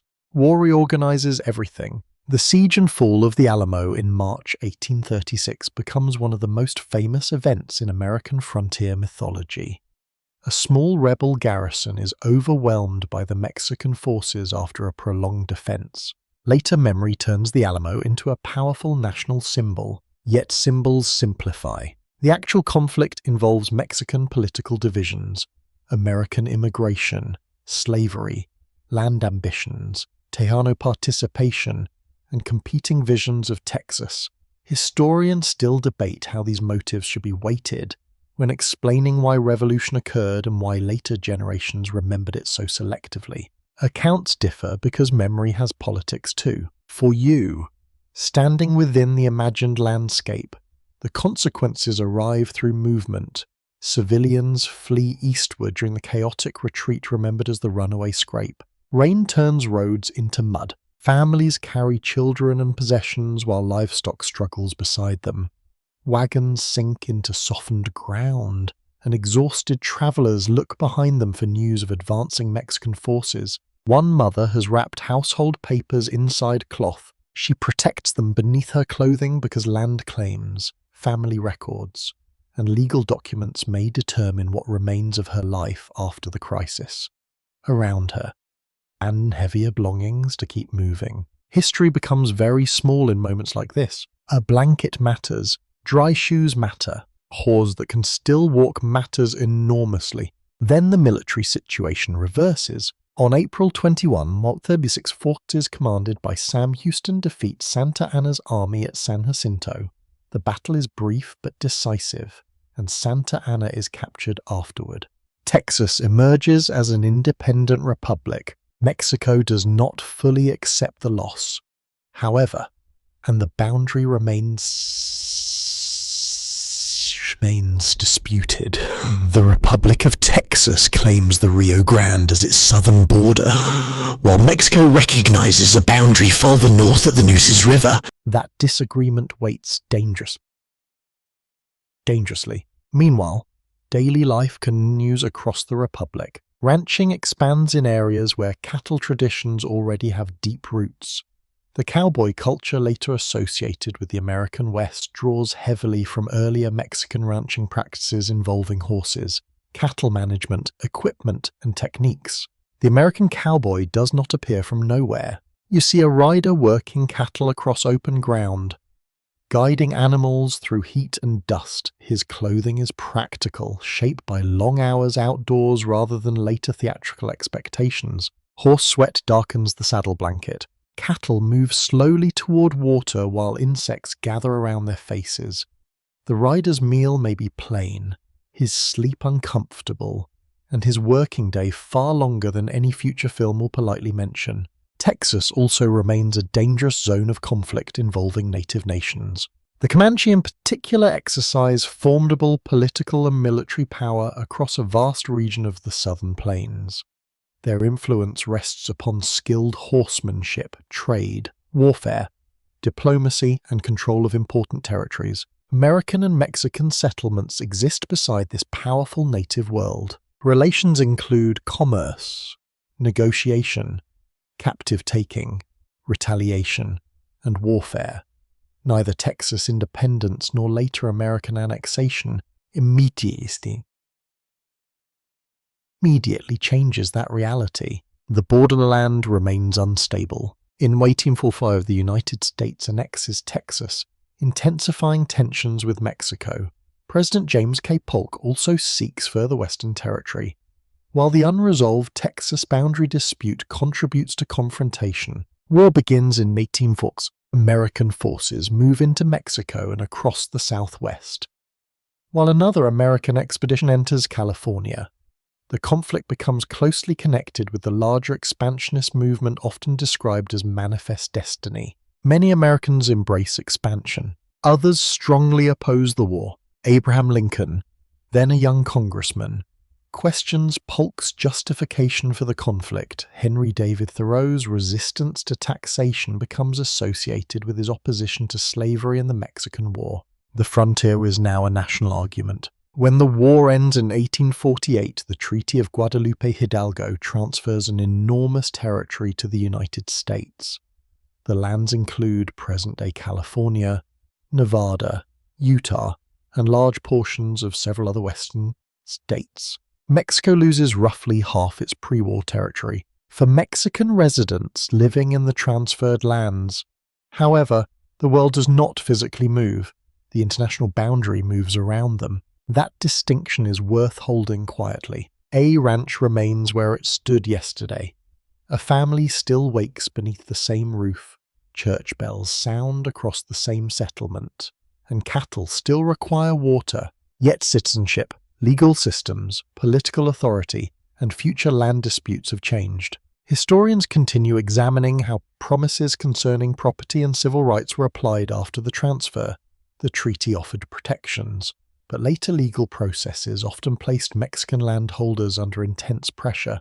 American migration accelerates, and almost impossibly, the timing becomes more dramatic. In January 1848, while the war's final settlement is approaching, gold is discovered at Sutter's Mill in California. At first, the news travels unevenly. Then confirmation spreads. You can almost hear conversations changing across taverns, farms, workshops, ports, and frontier camps. Men who had planned ordinary futures begin studying routes west. Maps return to tables. Tools are packed. Savings are counted. The frontier has always promised land, trade, or independence. Now it promises something more dangerous because it appears faster. Sudden fortune. And California is about to fill with dreamers. The rumor of gold travels faster than almost anything the frontier has carried before. It crosses mountains, moves along rivers, enters newspapers, passes through ports, and settles inside ordinary conversations. By late 1848, California is becoming less a distant territory than a possibility glittering inside millions of imaginations. You hear the news beside a winter fire. Someone unfolds a newspaper and reads another report about gold discovered near the American River. The original discovery occurred in January 1848 when James Marshall found gold while working at John Sutter's sawmill. At first, uncertainty surrounds the reports. Then President James K. Polk confirms the discovery publicly in December 1848. Doubt weakens quickly. Farmers, sailors, laborers, merchants, craftsmen, clerks, and young men begin considering journeys that would have sounded unreasonable months earlier. Your own table becomes a planning desk. A paper map lies beside a candle. One route crosses the continent by wagon. Another involves sailing around South America. A third combines sea travel with an overland crossing through Central America. None is easy. The overland journey demands animals, supplies, equipment, time, and careful seasonal planning. Sea routes avoid the plains but introduce storms, disease, cramped ships, delays, and unfamiliar ports. Still, the promise of gold overwhelms caution. In 1849, enormous numbers of fortune seekers begin arriving in California. They become remembered collectively as the 49ers, although migration continues strongly after that celebrated year. Research associated with institutions including Stanford and the University of California has examined diaries, shipping records, newspapers, census evidence, and business documents from this migration. One mainstream fact becomes unmistakable: the gold rush transforms California with extraordinary speed. Its population changes dramatically. Settlements expand almost before anyone can organize them. San Francisco grows from a relatively small community into a chaotic commercial center, serving people arriving from across the United States and around the world. Ships crowd the harbor. Some crews abandon vessels to seek gold, leaving ships idle along the waterfront. Warehouses, lodging houses, stores, workshops, and improvised businesses appear as merchants realize that supplying miners may be more dependable than mining. You arrive carrying similar dreams. Your boots strike muddy ground beneath a sky filled with unfamiliar noise. Men shout over carts, animals, construction, and unloading cargo. Wet timber smells sharp beside smoke and salt air. Everything costs more than expected. Food requires transportation. Tools are suddenly valuable. Accommodation can be crowded and expensive. A shovel seems remarkably important when thousands of people want one simultaneously. Gold creates wealth before anyone finds gold. You leave the growing city and travel toward the mining districts. Roads become crowded with men carrying picks, pans, blankets, cooking equipment, and supplies. The landscape feels restless. Camps rise beside rivers where prospectors search gravel deposits for gold. Early placer mining can be relatively simple, requiring pans, rockers, or other equipment designed to separate heavier gold from surrounding material. You kneel beside cold water. Your fingers grow numb while you swirl sediment inside a pan. Sand and gravel move beneath the water as you watch for a tiny flash of yellow. Nothing appears. You try again. That repetition defines many mining days more accurately than sudden discovery. Popular memory celebrates enormous nuggets, but most miners experience uncertain returns, physical exhaustion, and expenses that continue whether gold appears or not. The river is indifferent. Your back aches from bending. Clothing remains damp around your knees. Cold soup waits near camp because nobody has energy to create a memorable dinner. Then another miner shouts. For several seconds, everyone nearby looks up. Perhaps he has found something valuable. Perhaps excitement has exaggerated a modest discovery. Either way, hope spreads immediately through the camp. Hope is the true fuel here. Mining settlements attract people from Latin America, Europe, China, Australia, and other regions, creating remarkably diverse communities. African Americans also participate in mining and commerce, including both free people and enslaved people brought into California despite fierce legal and political disputes over slavery. The gold rush becomes global. Chinese migrants begin arriving in significant numbers during the early 1850s. Many seek economic opportunity, but they encounter discriminatory laws, taxes, violence, and hostility from white miners. Foreign miners also face targeted taxation. Competition for gold makes prejudice profitable for politicians and convenient for competitors. The frontier promise of opportunity remains unevenly distributed. Native Californians suffer far more devastating consequences. Gold seekers occupy land, disrupt food systems, damage rivers, and intensify pressure upon native communities. Disease, displacement, forced labor, state-supported violence, and killings produce catastrophic population losses. The glittering story has a dark underside. Historical scholarship from universities including Yale, Stanford, and California institutions has increasingly centered these native experiences within gold rush history rather than treating them as a side note.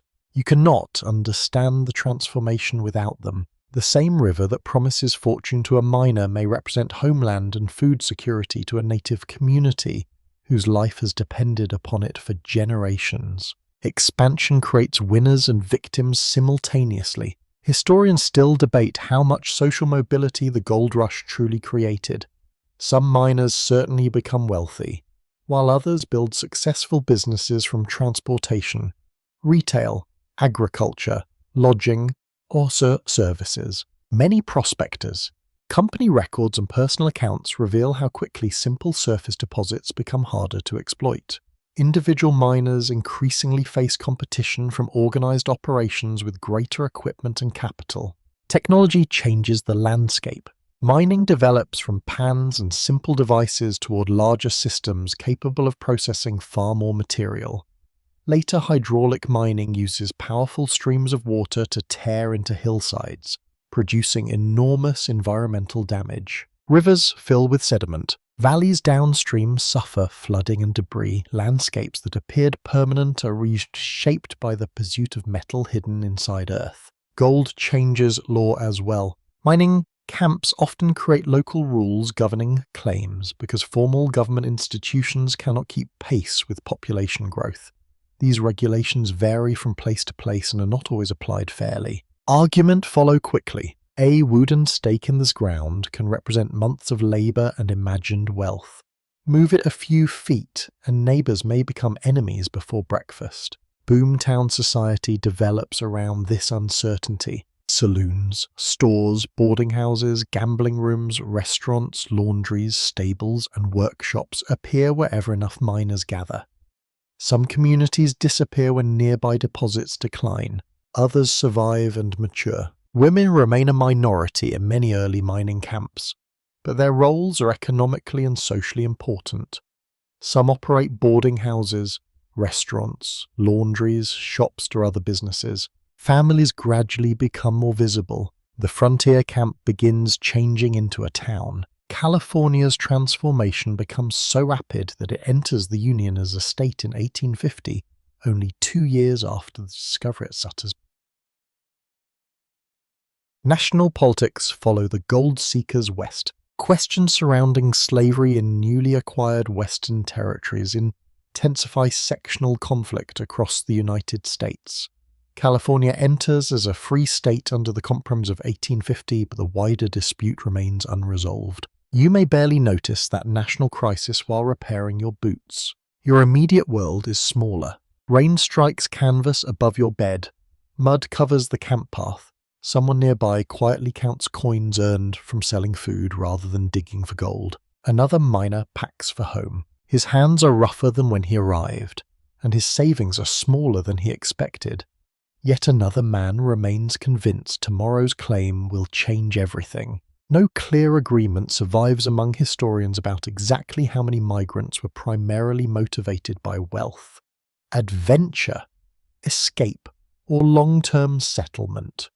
Personal records suggest motives overlapped and changed after arrival. The frontier changes people because circumstances change plans. By the mid-1850s, the first feverish gold rush years are passing. California now contains expanding farms, towns, ports, roads, businesses, and mining enterprises. But expansion does not stop there. Across the plains and mountains, American settlements continue pressing into native homelands.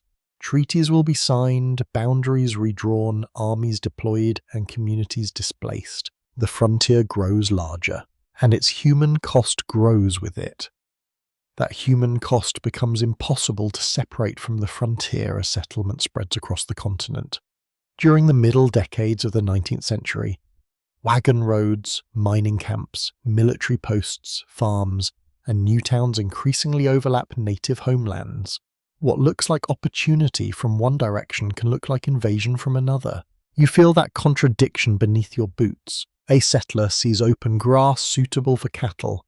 A native family may see hunting territory, sacred ground, seasonal resources, or routes connecting communities across generations.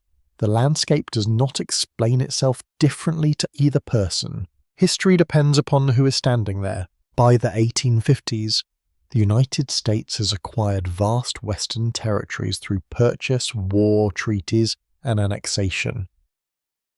Yet claiming territory internationally does not mean controlling every valley, plain, desert, and mountain within those boundaries. Native nations remained powerful across enormous regions. The Lakota, Cheyenne, Arapaho, Comanche, Apache, Nez Perce, and many other peoples maintained distinct societies, political traditions, economies, and relationships with neighboring communities.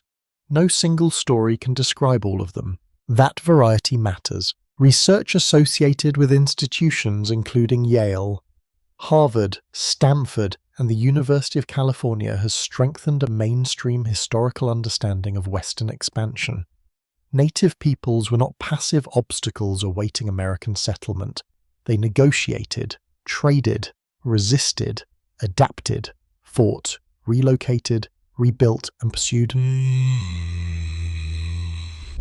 their own political strategies. The frontier remains a meeting of choices, yet those choices increasingly occur beneath unequal pressure. American population growth brings settlers onto lands promised to native nations through earlier agreements. Mining discoveries create sudden migration into remote territories. Railroads and military roads cut through landscapes that once limited large-scale settlement. Treaties attempt to organize the resulting conflict. In 1851, representatives of the United States meet with several Plains nations at Fort Laramie. The resulting treaty seeks to establish territorial understandings and protect routes used by migrants while promising payments to participating tribes. On paper, boundaries become precise. On the ground, people move. Buffalo herds cross enormous distances. Hunting territories overlap. Political authority within native societies does not always match American expectations about who possesses the power to permanently surrender land. Historians still debate how particular treaties should be interpreted because translation, representation, coercion, and differing concepts of land frequently complicate the surviving record. A signature can hide enormous uncertainty. You imagine the treaty gathering not as lines in a textbook, but as a crowded human scene. Horses stand beyond camps, stretching across the landscape. Fires send smoke into the air while interpreters carry meaning between languages and political traditions. Everyone understands that something important is happening. Not everyone understands it in the same way. Then migration continues. Along the overland trails, travelers enter areas where native communities already face disruption from disease, declining resources, and commercial change. Encounters remain varied. Some involve trade or assistance, while others produce fear and confrontation. A wagon wheel breaks beside a river. Your family waits while someone repairs it, and several native riders appear in the distance. Popular Western mythology teaches you to expect immediate violence. Reality was usually more complicated. Many emigrant diaries record peaceful exchanges, trade paths, guidance, curiosity, or brief contact. Yet tensions grow as traffic increases and travelers consume grass, timber, water, and game along heavily used corridors. Environmental pressure becomes political pressure. Now consider the buffalo. For many Plains peoples, buffalo provide food, hides, tools, shelter materials, trade goods, and deep cultural significance. Hunting is integrated into community life in ways outsiders rarely understand fully. The herds seem almost limitless. They are not. Commercial hunting expands dramatically after the Civil War. Encouraged by Eastern and improved transportation, railroads make hides easier to ship, while professional hunters kill buffalo on an enormous scale. By the 1880s, the great herds have collapsed. The destruction carries consequences far beyond ecology.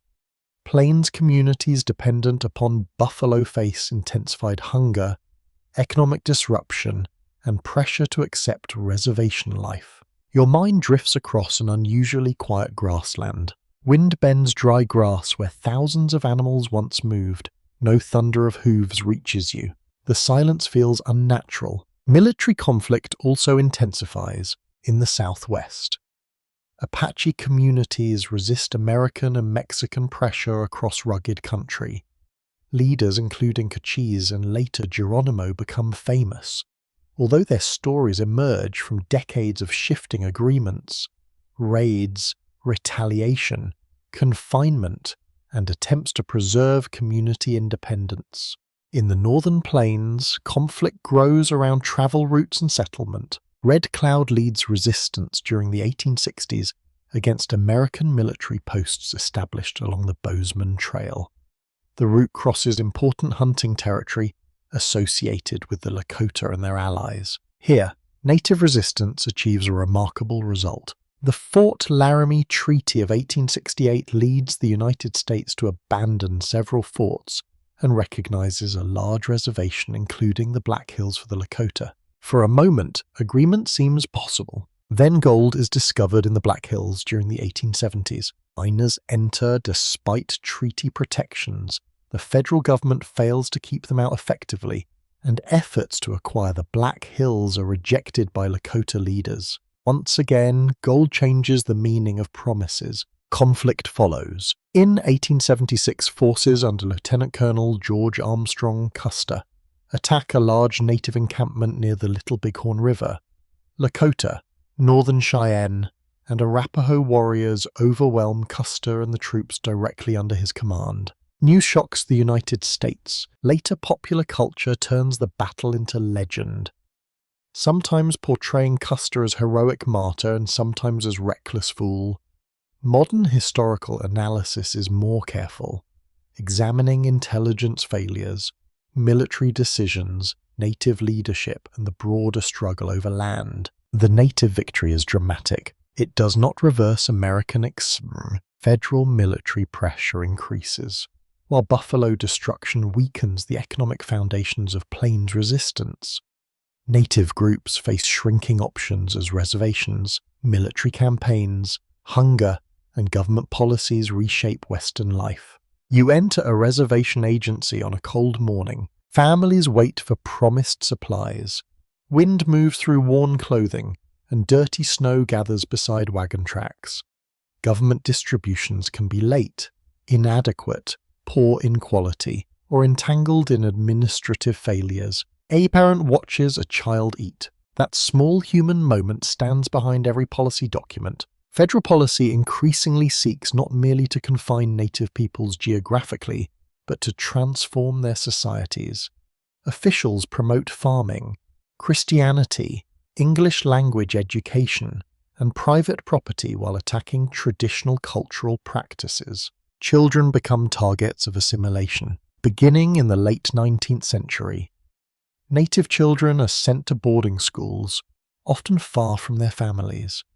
Institutions seek to replace native languages, clothing, identities, and communities' traditions with those approved by American authorities. The separation leaves lasting wounds. Then comes the Dawes Act of 1887. The law divides portions of communally held reservation lands into individual allotments. Supporters claim private farming will encourage assimilation, but the policy ultimately contributes to enormous losses of native land. The frontier is being fenced legally as well as physically. Historians continue debating how individual officials understood these policies. Some described assimilation as humanitarian reform compared with warfare, while critics then and later recognized that forcing communities to abandon culture and collective landholding could itself become destructive. Intent does not erase consequence. By 1890, the long military struggle on the plains is approaching its tragic final phase. 8 wounded Knee Creek in South Dakota, United States troops surround a Lakota camp in December. An attempt to disarm the group deteriorates into gunfire, and large numbers of Lakota men, women, and children are killed. The event becomes a bleak symbol. You do not need graphic detail. Imagine instead the winter silence afterward. Cold wind moves over dirty snow while abandoned belongings remain scattered near the camp. That is enough. The history of the American frontiersman cannot be told truthfully without this parallel history.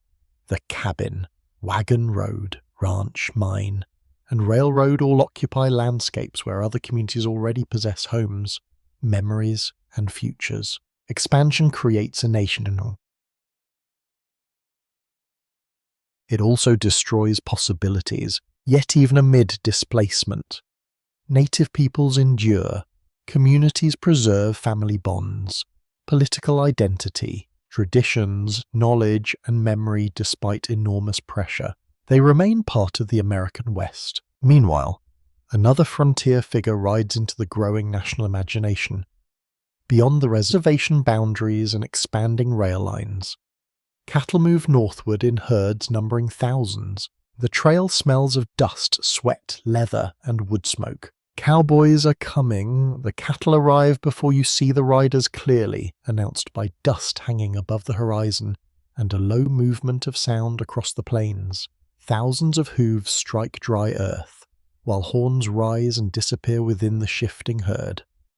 After the Civil War, this moving landscape becomes another defining stage in the history of the American frontiersman. You ride somewhere along its edge. Your saddle creaks beneath you, and warm leather presses against clothing already damp with sweat. Dust settles around your collar and between your teeth. Ahead, cattle stretch across the grassland in a restless mass that seems almost impossible to control. Yet control is your job. The great cattle drives develop from several conditions that come together after 1865. Texas contains enormous numbers of cattle, including longhorns descended from animals introduced generations earlier. Years of limited access to eastern markets have allowed herds to multiply across the region. Farther north, beef commands better prices. The problem is distance. Railroads have not yet reached every ranching region, so cattle must walk toward railheads where they can be shipped to eastern markets. Routes such as the Chisholm Trail connect Texas ranching country with towns in Kansas. Abilene becomes one important destination. Beginning in the late 1860s, cattle reach its rail connections and move eastward in railroad cars. Other towns later compete for the same profitable trade as rail networks continue expanding. Research associated with institutions including Yale, Stanford, and the University of Chicago has helped historians reconstruct this cattle economy through business records, newspapers, census material, and ranching documents. One fact consistently emerges: the famous open-range cowboy is usually a wage-earning worker, not a wandering independent hero. That changes the picture considerably. You do not ride wherever your spirit suggests. A trail boss tells you where the herd needs to go. The cattle determine how quickly you can move. Weather determines whether anyone's plan survives the afternoon. Your freedom has working hours. A typical trail crew may include roughly a dozen cowboys responsible for thousands of cattle. Although numbers vary with herd size and circumstances, riders take different positions around the herd, controlling direction, watching strays, and keeping animals moving without exhausting them. The pace is often slow. Cattle need grass and water, so pushing too hard can reduce their value or weaken them dangerously. A successful drive depends upon managing animals patiently across hundreds of miles. Patience becomes physical labor. You spend hours in the saddle beneath the relentless sunlight. Your legs ache, your face burns, and your horse requires attention even when you would rather collapse beside the evening fire. Then the cook appears almost heroic. The chuck wagon carries food, cooking equipment, and supplies needed by the crew. Meals are practical, often built around beans, bread, coffee, preserved foods, and whatever can survive trail conditions. Cold food occasionally replaces warm food. Rain does not care about dinner. Imagine evening beneath a darkening sky. Rain-soaked canvas snaps in the wind while cattle gather uneasily beyond camp. You hold a metal cup between tired hands as water runs from the brim of your hat. The coffee tastes magnificent. It probably is not. After 14 hours round cattle, however, culinary standards become wonderfully forgiving. Cowboys sleep beneath open skies or simple coverings. Depending upon weather and circumstances, their bedrolls provide modest protection from damp ground, cold nights, insects, and the impressive determination of dust to enter everything they own. Sleep can be interrupted by herd duty. Cowboys rotate through night watches, riding around resting cattle and listening for signs of disturbance. Animals can become frightened by storms, sudden noises, predators, or unfamiliar movement. A calm herd can change instantly. The word stamped carries enough drama by itself. You hear cattle shifting before the movement becomes obvious. Hooves begin pounding, riders shout, and horses surge forward as the crew tries to redirect the frightened herd. No cinematic music accompanies you, only noise. The safest response requires skill, rather than reckless bravery. Riders attempt to turn the herd gradually, encouraging cattle into a circular movement until their momentum decreases. Even without a stampede, storms are dangerous. Lightning spreads across enormous skies.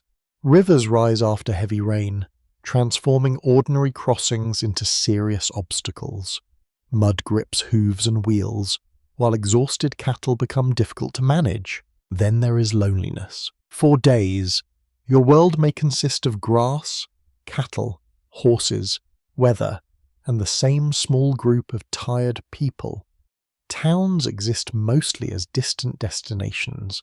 Conversation becomes precious. A cowboy may tell stories beside the fire, sing quietly during night watch, repair equipment, or simply stare into darkness while remembering family hundreds of miles away.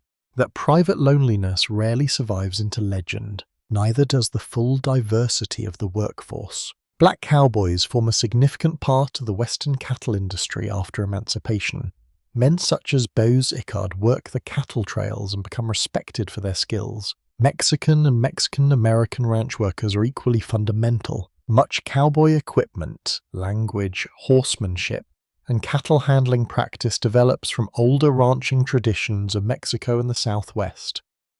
The American cattle frontier inherits rather than invents these methods.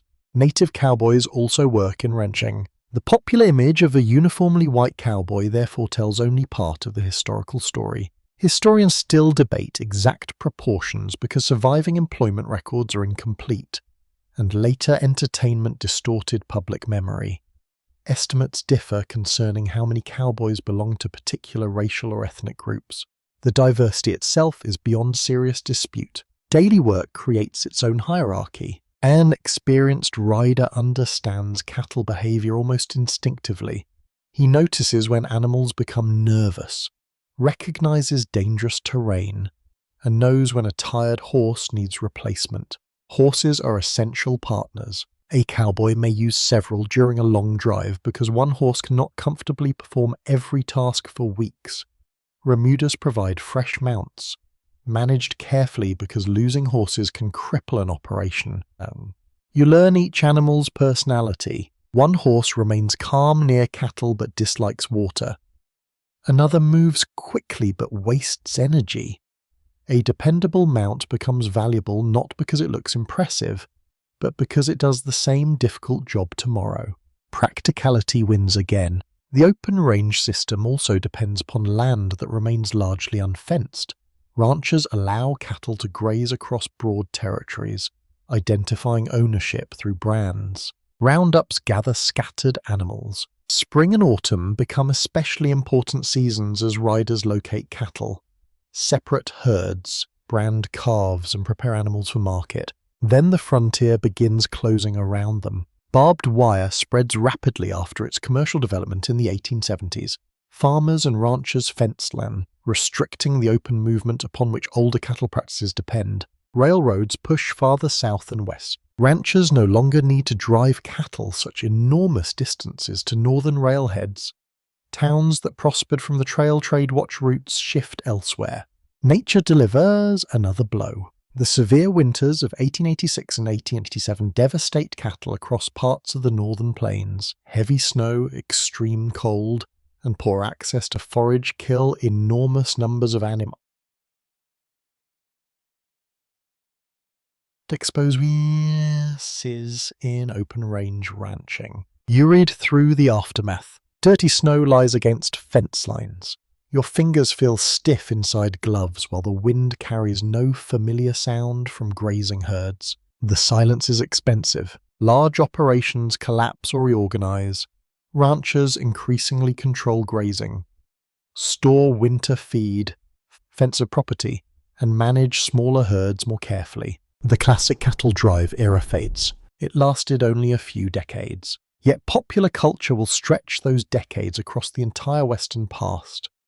Cowboys become symbols of independence, courage, masculinity, and open space. The real worker remains beneath the symbol. Eyes tired, dusty, underpaid, skilled, occasionally frightened, and deeply dependent upon horses.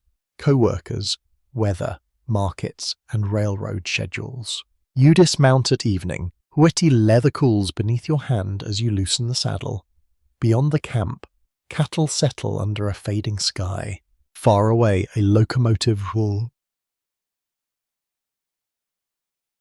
That sound is getting closer. The railroad that carries your cattle eastward is also transforming the frontier itself, compressing distances that once defined Western life. Soon, steel will outrun the horse. The locomotive whistle reaches you across the evening grass, thin at first, then strangely powerful in the open country a few decades earlier. Reaching this place required months of river travel, wagon movement, riding, and walking. Now steel rails are beginning to compress the continent, changing almost every meaning once attached to distance. You watch smoke rise beyond the horizon. The sound grows until the locomotive appears, pulling freight cars across land where wagon tracks once seemed permanent.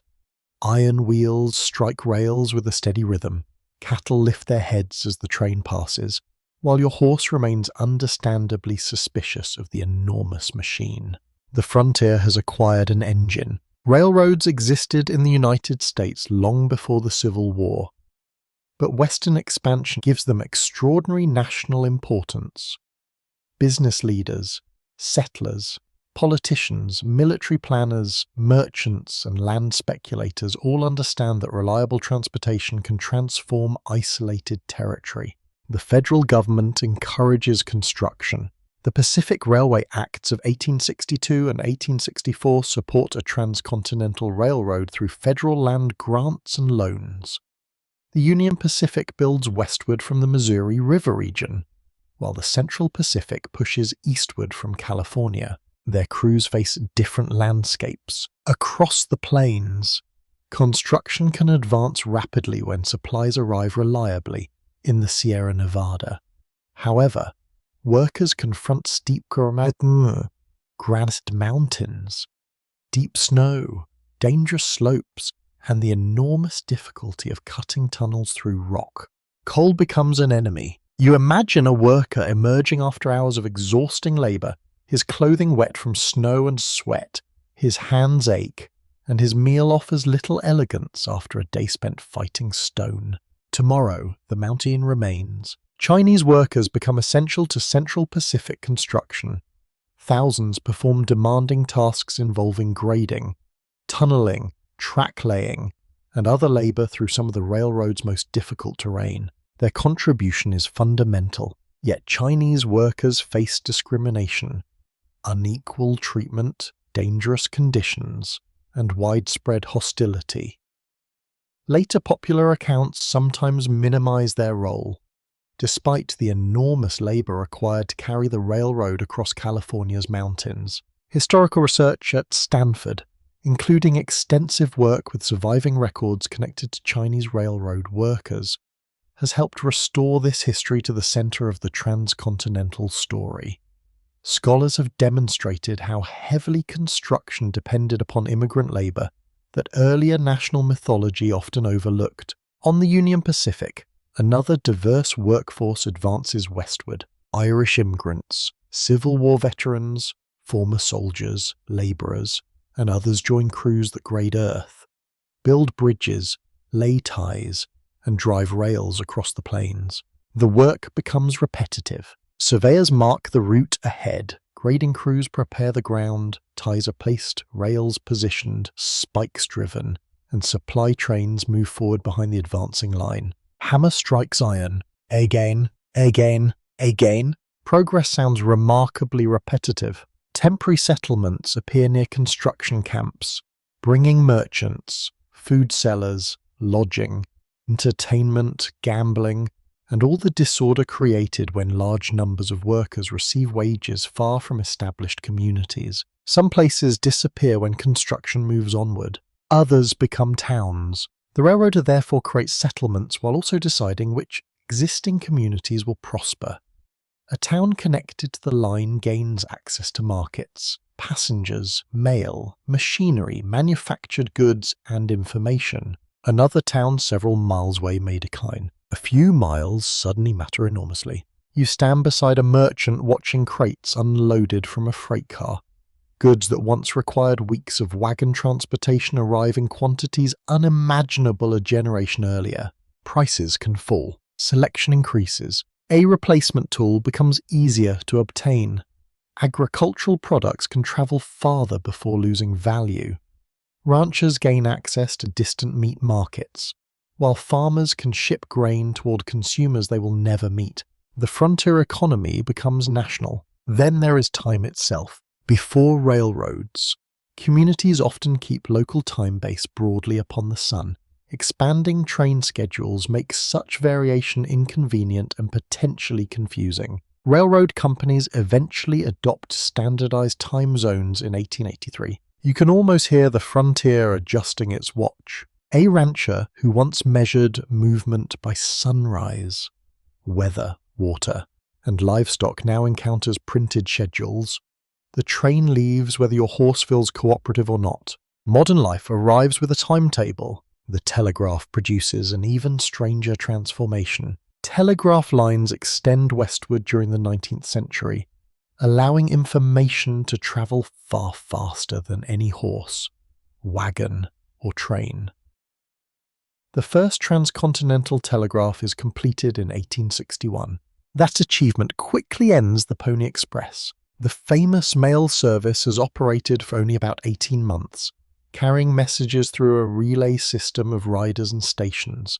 Its later legend becomes far larger than its actual lifespan. Technology can be rather rude to legends. A telegraph operator now sits inside a small station while electrical signals carry information across enormous distances.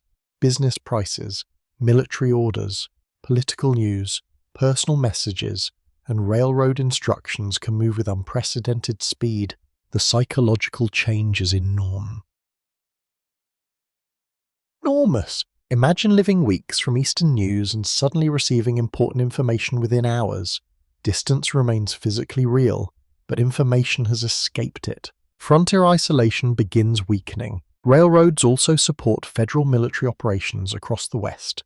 Soldiers, horses, weapons, food, and equipment can be transported faster toward areas of conflict. This directly affects native resistance. The same tracks carrying settlers and manufactured goods help extend federal power across native homelands. Railroad construction disrupts hunting grounds, encourages settlement, and supports commercial buffalo hunting. The consequences spread across ecosystem. Railway passengers sometimes encounter enormous buffalo herds near western tracks during the earlier years. Commercial hunters later use railroads to transport hides eastward, linking industrial markets directly with slaughter on the plains. The herds collapse with astonishing speed. Railroads do not cause that collapse alone, but they make large-scale commercial exploitation far easier. The transformation becomes visible in silence. You stand beside tracks under a broad sky where buffalo once moved across the horizon. Now telegraph poles follow the railroad into the distance. Wind hums faintly through the wires. The sound feels almost modern. Historians still debate how much the railroad creates Western settlement compared with how much it follows economic opportunities already developing there. Different regions show different patterns. The relationship works both ways. Rail companies promote settlement because settlers become customers. They advertise land to farmers in the United States and Europe, presenting Western territory as productive, accessible, and full of opportunity. The advertisements rarely mention every inconvenience. A cheerful farming family looks better on promotional material than drought. Grasshoppers, debt, loneliness, or a broken plow beneath an unforgiving sky. Migrants come anyway. Railroads receive enormous federal land grants, giving companies alternating sections of property along certain routes. They sell portions to finance construction and encourage communities that generate future traffic. Land becomes transportation policy. Speculation follows quickly. Investors purchase property near anticipated routes. Town promoters compete for stations. Businesses relocate toward tracks. While local politicians understand that being bypassed can damage a community's future. Then, On May 10, 1869, the first transcontinental railroad is ceremonially completed at Promontory Summit into territory. The symbolic moment is powerful. Rails now connect eastern networks with the Pacific coast through a continuous transcontinental system, though travel still involves different companies and complicated arrangements. The continent has not become small. It has become faster. Journeys once measured in months can increasingly be completed in days. Families travel west without walking beside oxen for half a year. Machinery reaches farms faster. Cattle reach markets sooner. And newspapers carry a nation into places once defined by delay. Yet speed creates new pressures. Settlers move into western territories more quickly. Towns appear beside stations. Fences spread across grasslands. Mining machinery travels deeper into remote regions. The old frontiersman feels the landscape changing beneath him. A former trapper may now guide surveyors rather than search for beaver. A cowboy sees rails approaching the ranching country. A wagon operator watches freight move faster than his animals can possibly compete. Even silence changes. At night, you rest near a station where wood smoke mixes with coal smoke. Distant bells signal movement along the track, and cold iron rails gleam beneath moonlight. A family waits nearby. Their youngest child sleeps against a wooden trunk while the mother checks tickets carefully.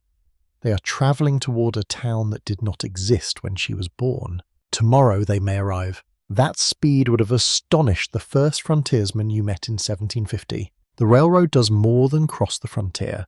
It helps dissolve the conditions that created the traditional frontier in the first place. Isolation retreats. Market sick pen. Federal authority strengthens. And around those tracks, permanent towns begin gathering lawyers, teachers, merchants, families, workers, sheriffs, churches, newspapers, and trouble. The Wilderness Road is becoming Main Street. Main Street grows where wagon ruts once crossed open ground. And the change happens with surprising speed. A railway station attracts freight. Freight attracts merchants. Merchants attract customers, and customers need houses. Schools, stables, workshops, newspapers, banks, churches and government. By the 1870s and 1880s, much of the western frontier is becoming a landscape of permanent communities. You arrive on a muddy morning. Horse hooves strike softened earth between wooden buildings. A wagon stands outside a general store while someone unloads flour, nails, cloth and farming tools somewhere nearby. A hammer rings against metal inside a blacksmith shop. The town smells of wood smoke and wet leather. There may be no grand civic architecture yet. Boardwalks keep pedestrians above the worst mud, although one careless step can still sink a boot impressively deep. Signs hang above businesses, and telegraph wires connect this small place with distant markets. A frontier town is a machine built from necessity. Farmers require stores and mills, ranchers need equipment and transportation, travelers need meals, beds, horses, and repairs. Merchants need customers, while local governments need taxes and records. Then everyone needs somebody to settle arguments. The famous Western sheriff enters here, although popular entertainment later exaggerates both his importance and his daily gunfighting. Law enforcement across Western communities varies considerably, involving sheriffs, town marshals, constables, federal marshals, deputies, judges, and sometimes private organizations. One mainstream historical fact is much less exciting than the legend. Most Western towns were not places of continuous gunfire. Research associated with universities, including Yale and the University of California, has helped historians compare crime records, newspapers, court documents, and demographic evidence from Western communities. Violence certainly occurred, sometimes at alarming levels, but the cinematic image of every street becoming a daily battlefield is misleading. Most mornings remain ordinary. You see a marshal crossing the street carrying paperwork rather than chasing an outlaw. He may collect fees, serve warrants, maintain prisoners, enforce local ordinances, or deal with disturbances caused by alcohol. Administrative work survives every frontier. Even famous lawmen reveal this mixture. Wyatt Earp works in several western towns and becomes permanently associated with Tombstone, Arizona Territory. His later reputation grows enormously through biographies, journalism, films and television, and the historical man is more complicated. He works in law enforcement at different times, but he also participates in gambling and other frontier businesses. His life does not fit neatly into the polished role later created for him. Neither does Tombstone. Silver discoveries help create the town in 1879, attracting miners, merchants, investors, workers, gamblers, and families. Businesses multiply rapidly as wealth moves through the settlement. You walk beneath a bright afternoon sky. Dust rises around wagon wheels. Music escapes through an open doorway while a newspaper printer works somewhere nearby. A woman carries groceries past men discussing mining shares. Normal life surrounds the legend. The famous confrontation near the OK Corral occurs in 1881 involving the Earp brothers, Doc Holliday, and members of a rival group. The exchange of gunfire lasts only moments. Its cultural afterlife lasts generations. Historians still debate aspects of the confrontation, including motives, legal responsibility, and how later testimony should be interpreted. Witness accounts conflict. Political divisions influenced local narratives, and subsequent storytelling transformed an already controversial event. Memory loves certainty more than evidence does. Most frontier residents would prefer avoiding such confrontations entirely. A shopkeeper cares about customers reaching his doorway safely. A parent cares whether children can walk to school. A property owner wants protection against theft and fire. Community stability becomes valuable. Fire is especially frightening because western towns often contain closely packed wooden buildings. One overturned lamp or neglected stove can threaten entire blocks when wind carries sparks from roof to roof. You smell smoke one evening. A bell begins ringing. People rush into the street carrying buckets while neighbors organize themselves without waiting for heroic instructions. Water passes from hand to hand as flames climb along dry timber. Everyone understands the danger. Tomorrow, they may rebuild. That willingness to rebuild defines many frontier communities more accurately than the gunfighter does. Women play essential roles in this transition toward permanence. They operate businesses, teach schools, manage farms, work in boarding houses, provide medical care, raise families, organize churches, and create community networks. Their circumstances vary enormously. Some women travel west with husbands.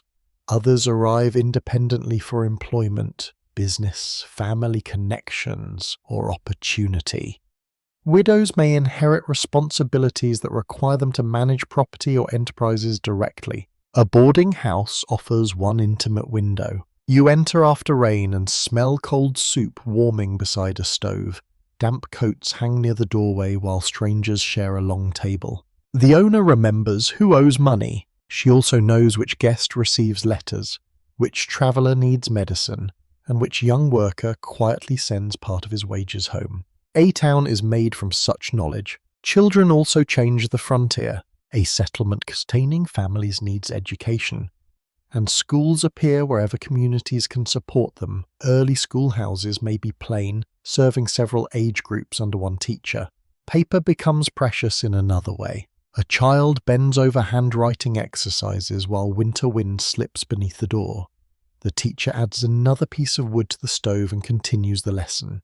Outside lies the famous Wild West. Inside, someone is learning multiplication. Agriculture increasingly surrounds these towns as federal policies encourage settlement. The Homestead Act of 1862 allows eligible settlers to claim federal land by meeting requirements that include residence and improvement.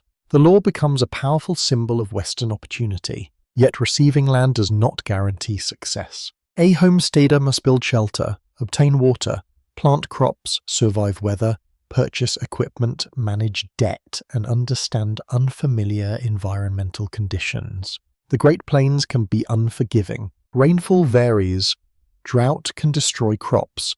While grasshoppers sometimes consume fields with devastating efficiency, fierce winter storms threaten livestock and travelers. You feel a prairie wind strike the house. There are few trees nearby to soften it. Snow presses against the walls while frozen fingers struggle with a latch outside. The family listens to the roof. Their farm exists because paperwork granted access to land, but survival depends upon weather that has never read federal legislation. Not every homestead succeeds. Some families leave after crop failures or financial trouble. Others expand their farms, purchase machinery, and become deeply connected with railroad markets.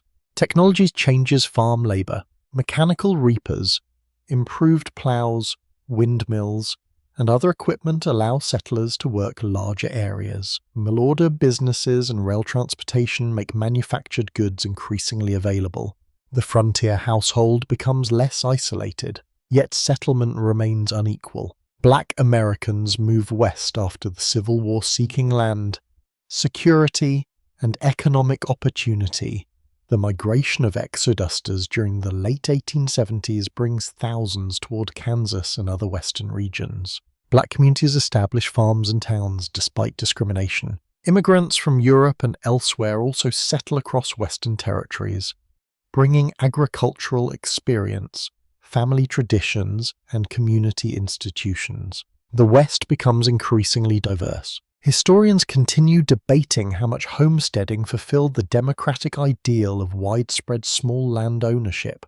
Many families benefited, yet speculators, corporations, ranching interests, and fraudulent claims also shaped land distribution. The frontier never belongs to one type of settler. By the 1880s, barbed wire divides grasslands that once seemed limitless.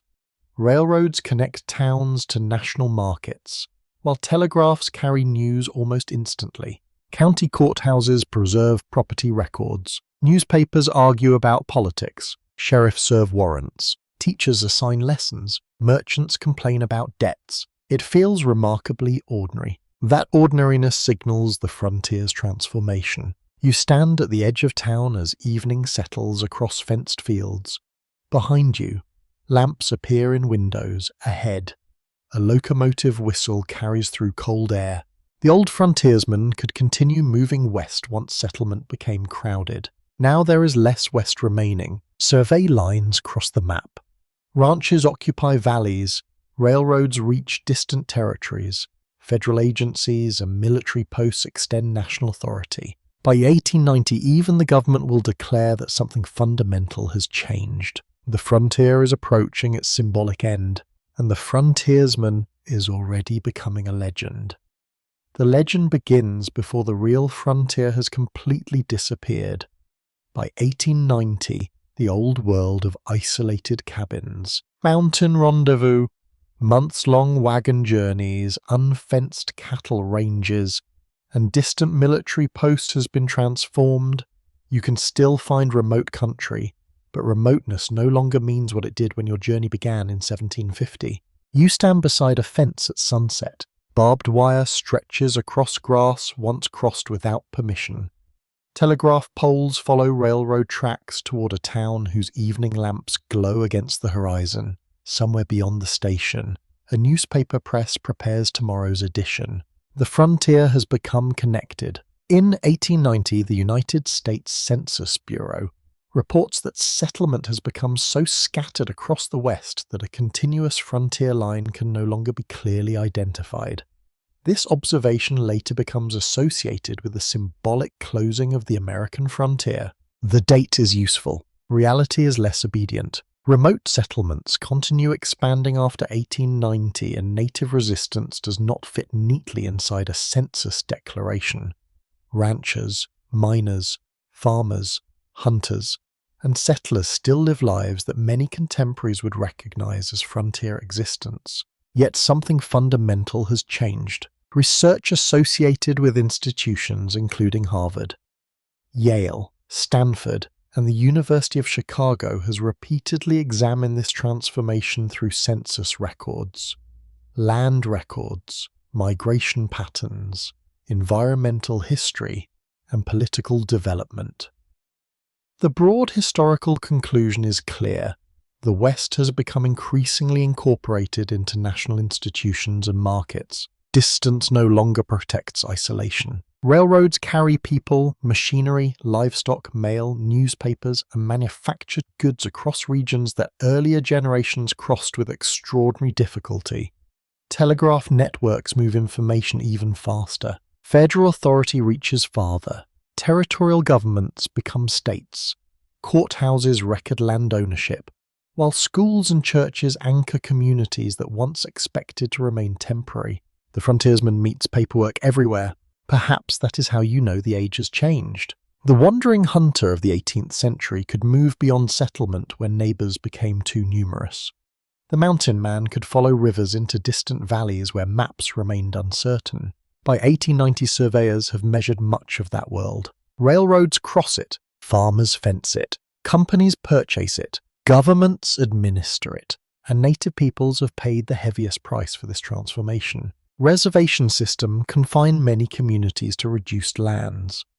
While federal assimilation policies attack cultural independence, the Dawes Act continues dividing communal holdings into individual allotments, opening remaining lands to non-native settlement under federal policy. Then December 1890 brings Wounded Knee. You have already approached that winter silence, so there is no need to describe its violence again. Remember instead the dirty snow, scattered possessions, and families caught inside forces far larger than themselves.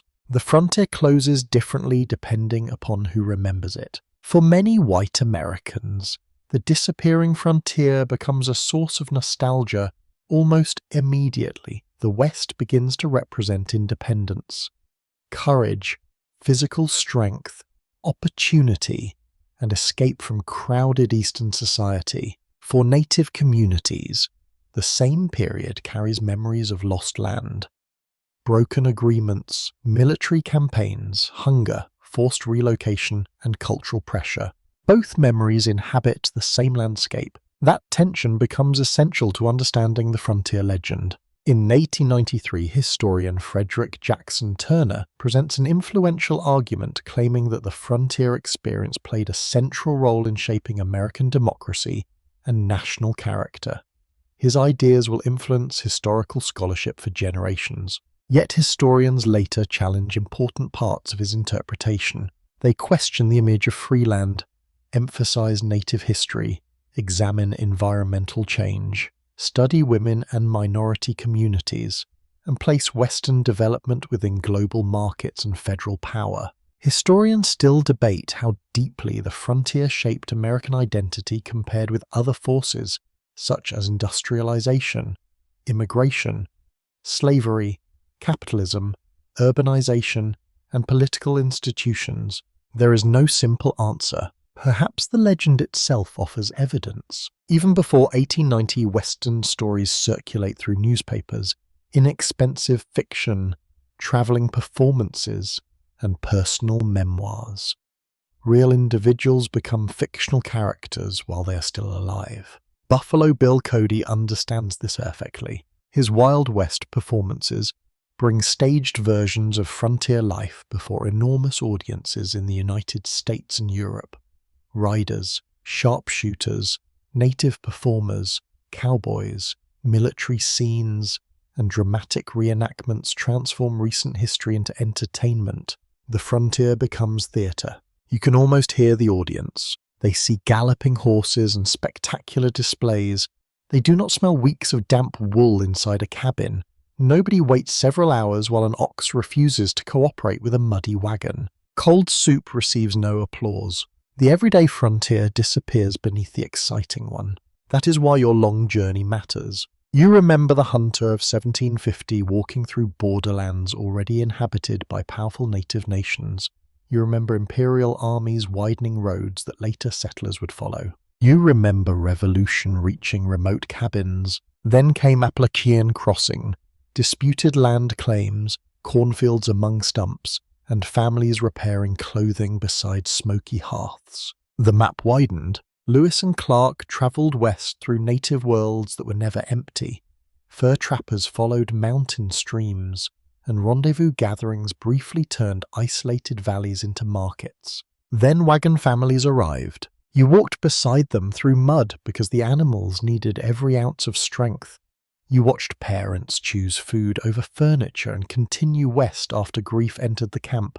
Texas brought another contested borderland. California brought gold. The plains brought cattle. Conflict, railroads, telegraph wires, fences, farms, and towns. Each generation believed it had reached something new. Each generation inherited paths from someone earlier. Now you walk slowly toward a final frontier cabin. It is older than the nearby houses. Built when this valley stood several days from reliable markets, the logs have darkened with age. Inside, cold iron rests beside the hearth. An elderly man sits near the fire, perhaps remembering a world that younger neighbors know mostly through stories. He once travelled by wagon where trains now run. His grandchildren listen. To them, the journey sounds enormous. To him, it was Tuesday. That intimate difference between experience and legend may be the most human part of frontier history. People rarely understand themselves as symbols while repairing roofs, searching for livestock, comforting children, or worrying about tomorrow's food. They simply live. Outside, horse breath turns pale in the evening cold. A locomotive sounds beyond the fields. The old man hears it without surprise. He has watched trails become roads. Roads approach railways. Open grass become fenced property, and temporary camps become towns with schools and newspapers. The world has narrowed in distance while expanding in complexity. You step outside. The western sky remains immense. That has not changed. Mountains still catch the final light. Rivers continue through valleys, and wind moves across grass without recognizing the census of 1890. The frontier as a political condition is fading. The frontier as memory is only beginning. Word count needs you. For more than a century, you have walked beside people who rarely knew what history would call them. Hunters became frontiersmen, trails became legends, and ordinary survival became a national story remembered far beyond the landscapes where it began. As you return gently to the present, I would love to know which moment stayed with you most. Perhaps it was the lonely mountain trapper, the family walking beside a wagon, the exhausted cowboy beneath a storm, or the quiet cabin where generations watch the frontier change. Leave your favorite moment in the comments, along with anything that surprised you during the journey. Your thoughts help keep these stories alive and show me which corners of history we should explore together next. And when you are ready for another quiet journey, continue to the next history video on the channel. Another road, another century, and another forgotten world awaiting beyond the firelight.